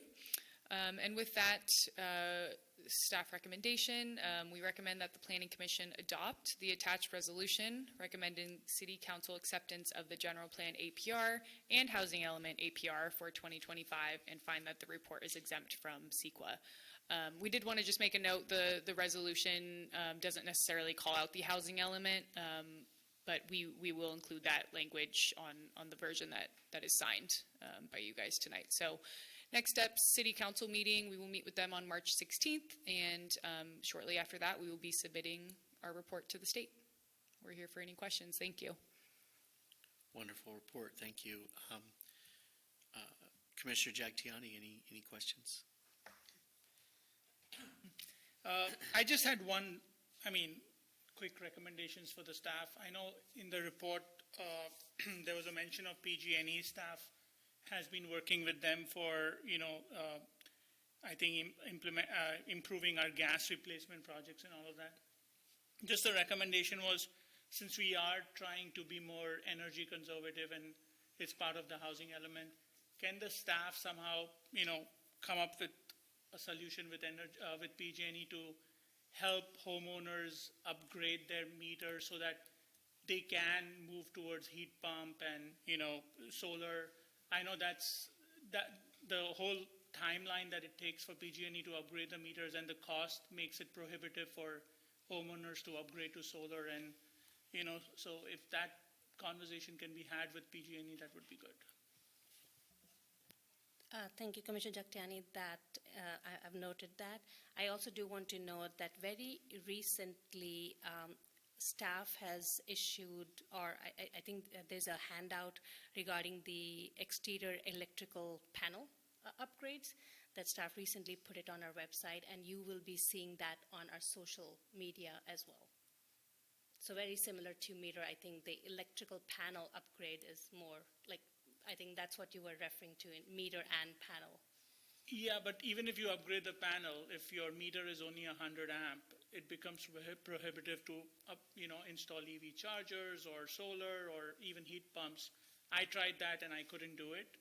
So I think, and that whole panel could be upgraded by an electrician, but for upgrading the meter, you need PG&E. Yes. So, and it becomes very time consuming, and they have months backed up, and then it's even very expensive, so.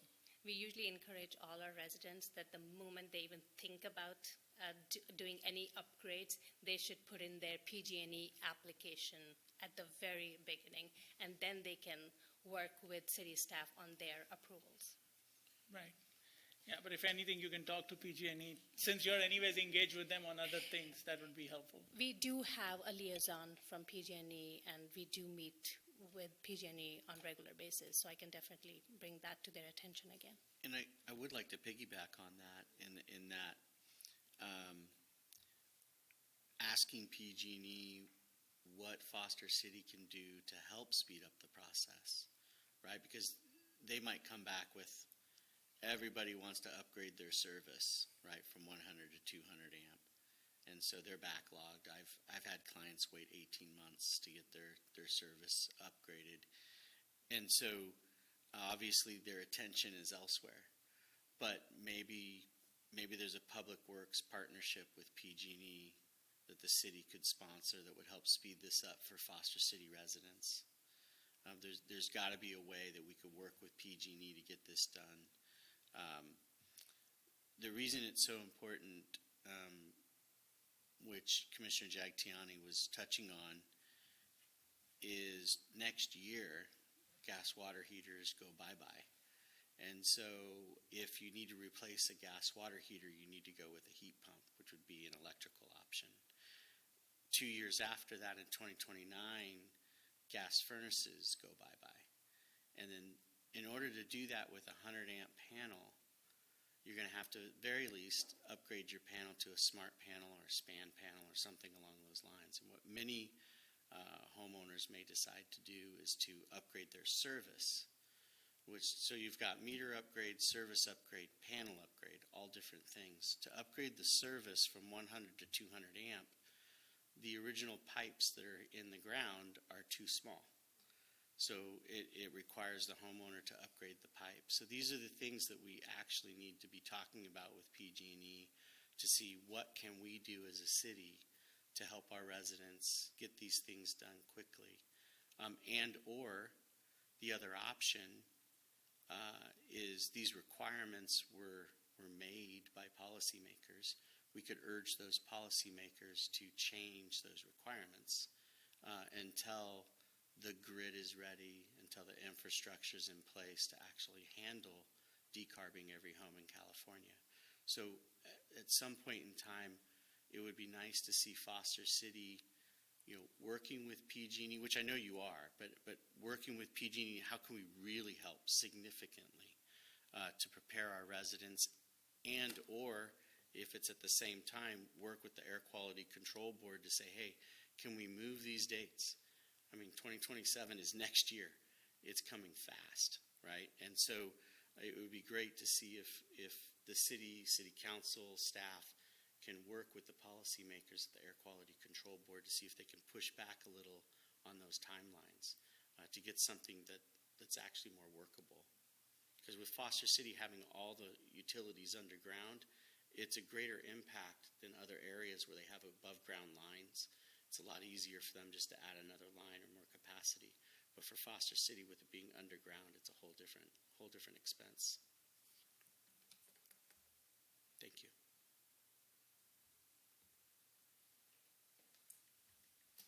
Vice Chair Stovall. Here, Chair Pedro. Yeah, as somebody who has to drip charge their electric car, I greatly appreciate what Chair Pedro is saying. Great report. We did accomplish a lot last year. Looking in from the outside, looking at our RENA progress is, it doesn't look like we're going gangbusters. We don't control the price of copper, which is up. We don't control the price of concrete, which is dramatically up. We don't control the cost of steel, which is dramatically up all year over year. Lumber's come down. Okay, woohoo. We don't control interest rates. We don't control the present appetite or priority of our sites that landlords have as to where it fits in their development or redevelopment stream. And we do see success in other municipalities nearby of a lot of housing going up quickly. Yeah, I appreciate we're doing what we can. It's going to be tough, and this mid-tier, mid-period look at the sites available for development will be crucial for us.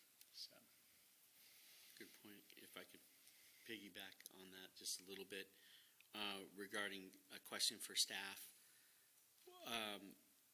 I'm sure outreach has happened to the property owners that may have sites that are on the redevelopment plan. Has there ever been a true call to action, a public meeting, a place where we can meet with them and just ask them, what needs to happen to make this go? The reason why I say that, and I guess it's kind of a second question, it might involve Denise, our legal counsel, is at what point does Build by Right get triggered? I know HCD has these annual reports, and I believe there's some mechanisms in there that if we're truly falling behind, we may not have until 2031. HCD can accelerate it if they see that we're dramatically failing, right? So I just want to know what kind of situation may we find ourselves in. I mean, we've done amazing things, but it's really shy. I mean, we did 73 units. We have 1,823 to go, and the clock's ticking, and we're only 5 years away. And some of these larger projects take 10 years. So you could see a situation brewing, and I just want to make sure that the residents of Foster City are aware of this, and that we're taking the appropriate steps that we need to do to avoid a builder's remedy.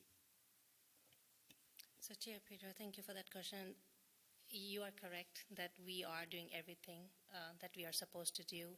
Even now, I constantly reach out to some of those property owners that they did submit application to us at some point of time. I do reach out, in fact, I can tell you, just a few weeks ago, I did reach out to one of the active applications that we have, but they continue to tell me that, we are still on a holding pattern, and I always ask them, how can we help, right? There was another property owner that we did reach out. We asked them, is there any barrier? How can city help you? So we always ask these questions, but one thing I do want to note, that it is not that we ever got an application we denied. I think that is definitely there, that we have completed all our rezoning actions that was required. In fact, we were the few of those jurisdictions that actually did the rezoning along with the housing element implementation. We did the EIR process so that it's easier for the property owners or these developers to come and build, and then they review our entitlement timeline is shortened because, there's already an EIR to tear off from. So we have done everything that we were supposed to do, and we'll continue to do what we can do, right? Even we did note that we did go and have this conversation with these housing developers. And what the bottom line was, some of these affordable housing developers, they're looking for land and, to partner with cities. We do not have any vacant land. So I think one of the major challenges that Foster City is facing is that we do not have vacant land. Even the applications that we did receive, they were redevelopment of those existing apartment complex. So that does make it harder for these developers because they have to demo and then they have to rebuild, right? So I think that our challenges are unique. Of course, we do see our neighboring jurisdictions, which are doing much better, and that's because they do have land. So we'll continue to do whatever it takes. Again, if we get an application, many of these applications, the moment they have this affordability component, they are under SB 330, which limits the number of public hearings. They can, ask for waivers and incentives, and everything is already, it's there for these developers.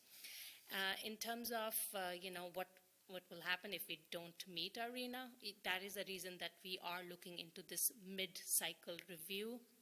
And if through the mid-cycle review there is an indication that we need to do something more, yes, we'll definitely look into it. And there are options that we'll have to, pursue. Excellent. Thank you. Commissioner Jagtian. Oh, yes, Denise. In terms of the builder's remedy, the city has a certified housing element at this point, so we're not subject to builder's remedy applications. And I think, yes, HCD does have the authority to rescind their certification of the housing element, but that's an extreme remedy. And as Director Manglam said, the city has done a tremendous job in meeting its obligations thus far, fulfilling its programs, its policies in the housing element on timely basis since certification of the housing element. So I think we're in pretty good shape. And HCD, as far as my interactions with HCD, they've proven to be reasonable, workable, and professional. And so I think that it would be that type of remedy would be a long, long way off, and like I said, a very extreme remedy if the city wasn't cooperating. This is very good to hear. Thank Yes. you. I appreciate that. Commissioner Jagtiani. I just wanted to add to the fact that why neighboring cities are having a better chance of redevelopment is because I feel they do have properties that are getting redeveloped from retail to mixed use. So that's an easier development versus redeveloping residential. Secondly, these properties are also changing hands in other jurisdictions, right? Owners are selling their retail properties or vacant properties, and therefore the developers can buy and redevelop them. But here, I don't see any property owners willing to sell the property, right? Foster City is a gold mine to own properties, so that is what I think is missing in our. If we are working on the revisiting some sites, I think we should consider talking about certain retail properties to get redeveloped into mixed use. I think we've looked at some of them are already there, but we might want to discuss that a little bit more. Thank you. If I may add to Chair Pedro, actually we are seeing interest from multifamily ADUs. So I think that we have seen a tick, and we currently have some, I think in the last few months we have had multiple IDEC meetings. IDEC meeting is a process where all the departments meet together, and I think we have met with 3 different property owners of these multifamily units who is looking to add ADUs. Oh, excellent. Yeah, because there's opportunities on some of these apartment buildings and converting some spaces into ADUs. Yeah, excellent. Vice Chair Stovall. Nothing more. Thank you. Okay, and then a question regarding the 24 ADUs. It's my understanding those are part of the 73 units, or in other words, were the ADUs counted towards our RENA numbers? Yes, ADUs do get counted towards. Excellent. If I remember last year, we had like 8, maybe? I mean, not last year, 2024. 2025, we had 24, which is great, but I think that's up from about 6 or 8. Yes, we did, I think we did approve a few multifamily ADUs last year. Yeah, if you're, there's two different tables that we provide in that staff report. One is just applications received, so proposed ADUs, proposed new housing units, whatever it may be. And then the second one is actually units completed. So they've actually been constructed, given either temporary or certificates of occupancy. So it's my understanding the 24 have been completed? They've been issued. Or are those just? Those were issued Permits building issued? permits. Okay, got Yeah. it. So they haven't been completed yet? No, not Okay, yet. got it. Understood. Thank you for clearing that up for me. Yeah. Chair Pedro, sorry, we do have Commissioner Kinkre. Yep, Commissioner Kincree. Yes, I have two questions. I mean, not questions, concerns. Our RINA number percentage looks small, but I just dig through the data, and out of 539 cities, there are 50% of the cities are below us for most of the categories. For above moderate income, we are in bottom 15 percentile. For everywhere else, we are with 50 percentile. So that is one. Second thing is, I want to talk, I saw the noise in the presentation slide, and it just kicked to me that in the last council meeting, there was this SFO expansion EIR, the SICWA report. The council registered objection to that. Do we have to mention that in any of our reports?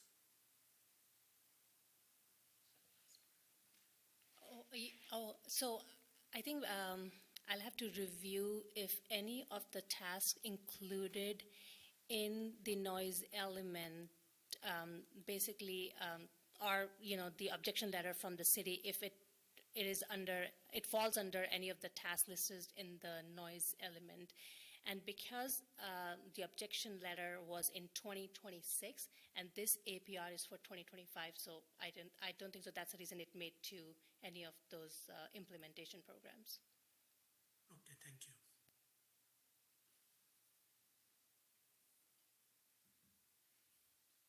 Any other questions from the commissioners?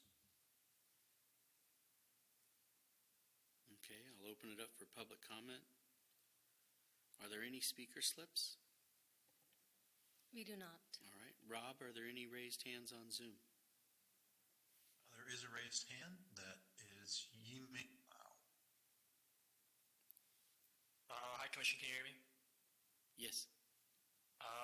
I attended last year's APR meeting as well, and it feels like deja vu. It's funny, Commissioner Pedro, you said, do ADUs count? If ADUs didn't count, I'm pretty sure we'd be at 0 for the past 2 years. We approved all ADUs back then. We've approved another stack today. Commissioner Haddad last year asked staff whether staff was concerned, and Community Development Director said it's very much a concern for our staff in our city, but it kind of feels like kicking the can down the road.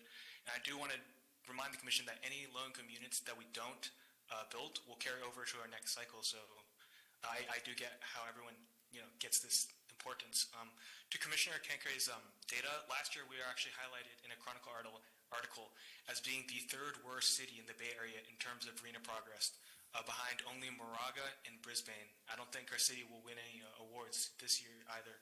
I'm just echoing all of our commissioners. Is there anything, what can we do to promote housing production within our city? I was heartened to hear that we are talking to developers, but it is kind of sad to see other cities, you can cite these large macroeconomic factors, but other cities are not having the same level of trouble as we are. Renters make up half of Foster City now, and as there's no supply and rising demand, life becomes more and more unaffordable, and we're priced out. I'm graduating college this year. I love Foster City. I want to come back, but I don't think I could come back and rent a place of my own with how unaffordable it is. I do want to echo Commissioner Jagtiani's interest in mixed use. I think I would definitely be interested in living, above a Lucky's or above Osaka. So I look forward to that mid-year review. On a positive note, we adopted our complete streets policy all the way back in 2012 when I was in Ms. Petro's class. And I do want to shout out Claire, Andrew, and the Public Works Department. I'm super excited to see the bike ped master plan be approved and implemented, which will improve the safety, comfort, and convenience of everyone getting around Foster City on foot or on a bike or on a scooter. I do hope that the Planning Commission will prioritize these life-saving projects on the CIP or in future meeting when it comes time. And a little off topic. If only one side of the pylon sign is illuminated, it's going to look broken. Like it's going to look like one side is illuminated, one isn't. Also, I don't know if any of you guys have your phone in dark mode. The sign is already in deep blue, so the light will not be that bad. And the width of Edgewater is actually 160 feet.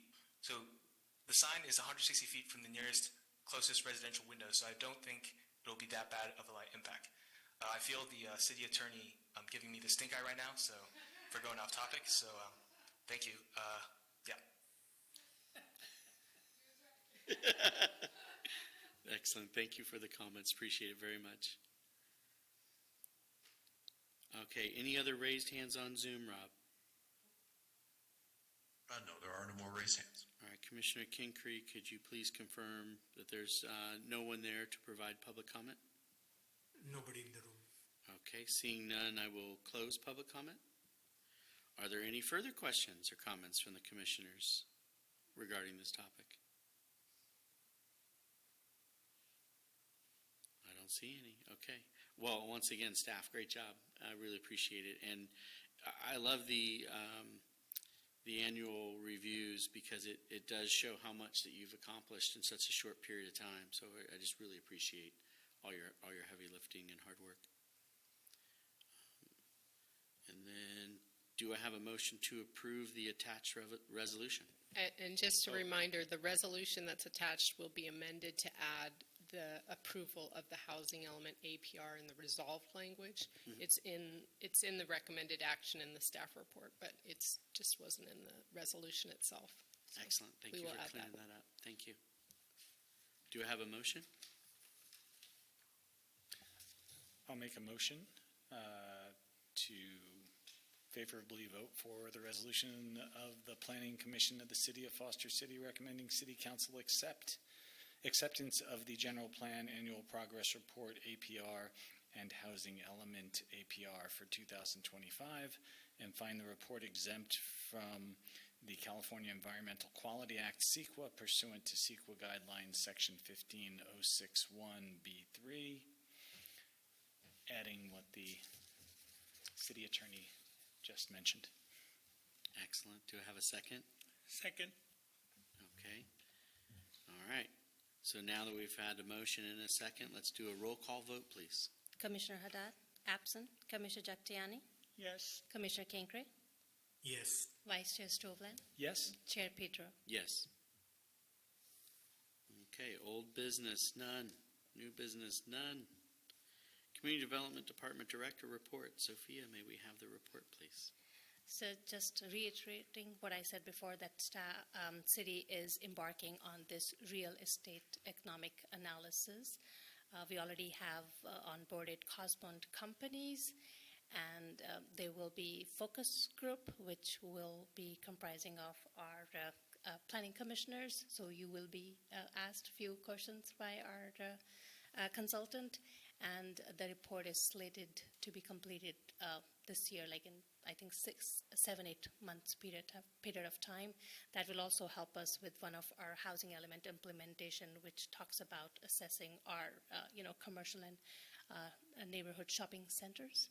That's about it. Thank you so much. And one last thing, today it was full house. We had all our planners, including our planning manager and our housing sustainability manager. This housing element has been a big lift. I think our senior planner has calculated the number of hours that went into putting together this housing element report.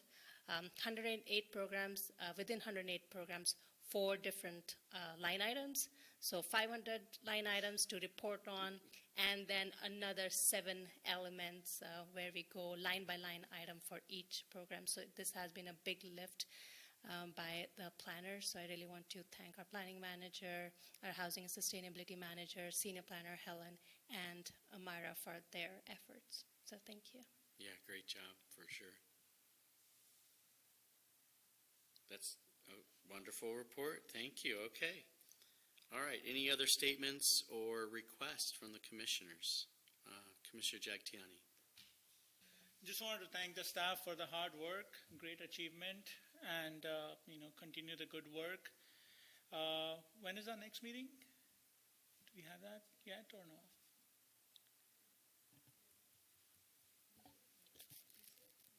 March 5th. We currently have no item on March 5th, but we will have item on March 19th. Okay. No, just wanted to tell everybody we have Holi next month, so please attend if we don't have another meeting before that. So thank you.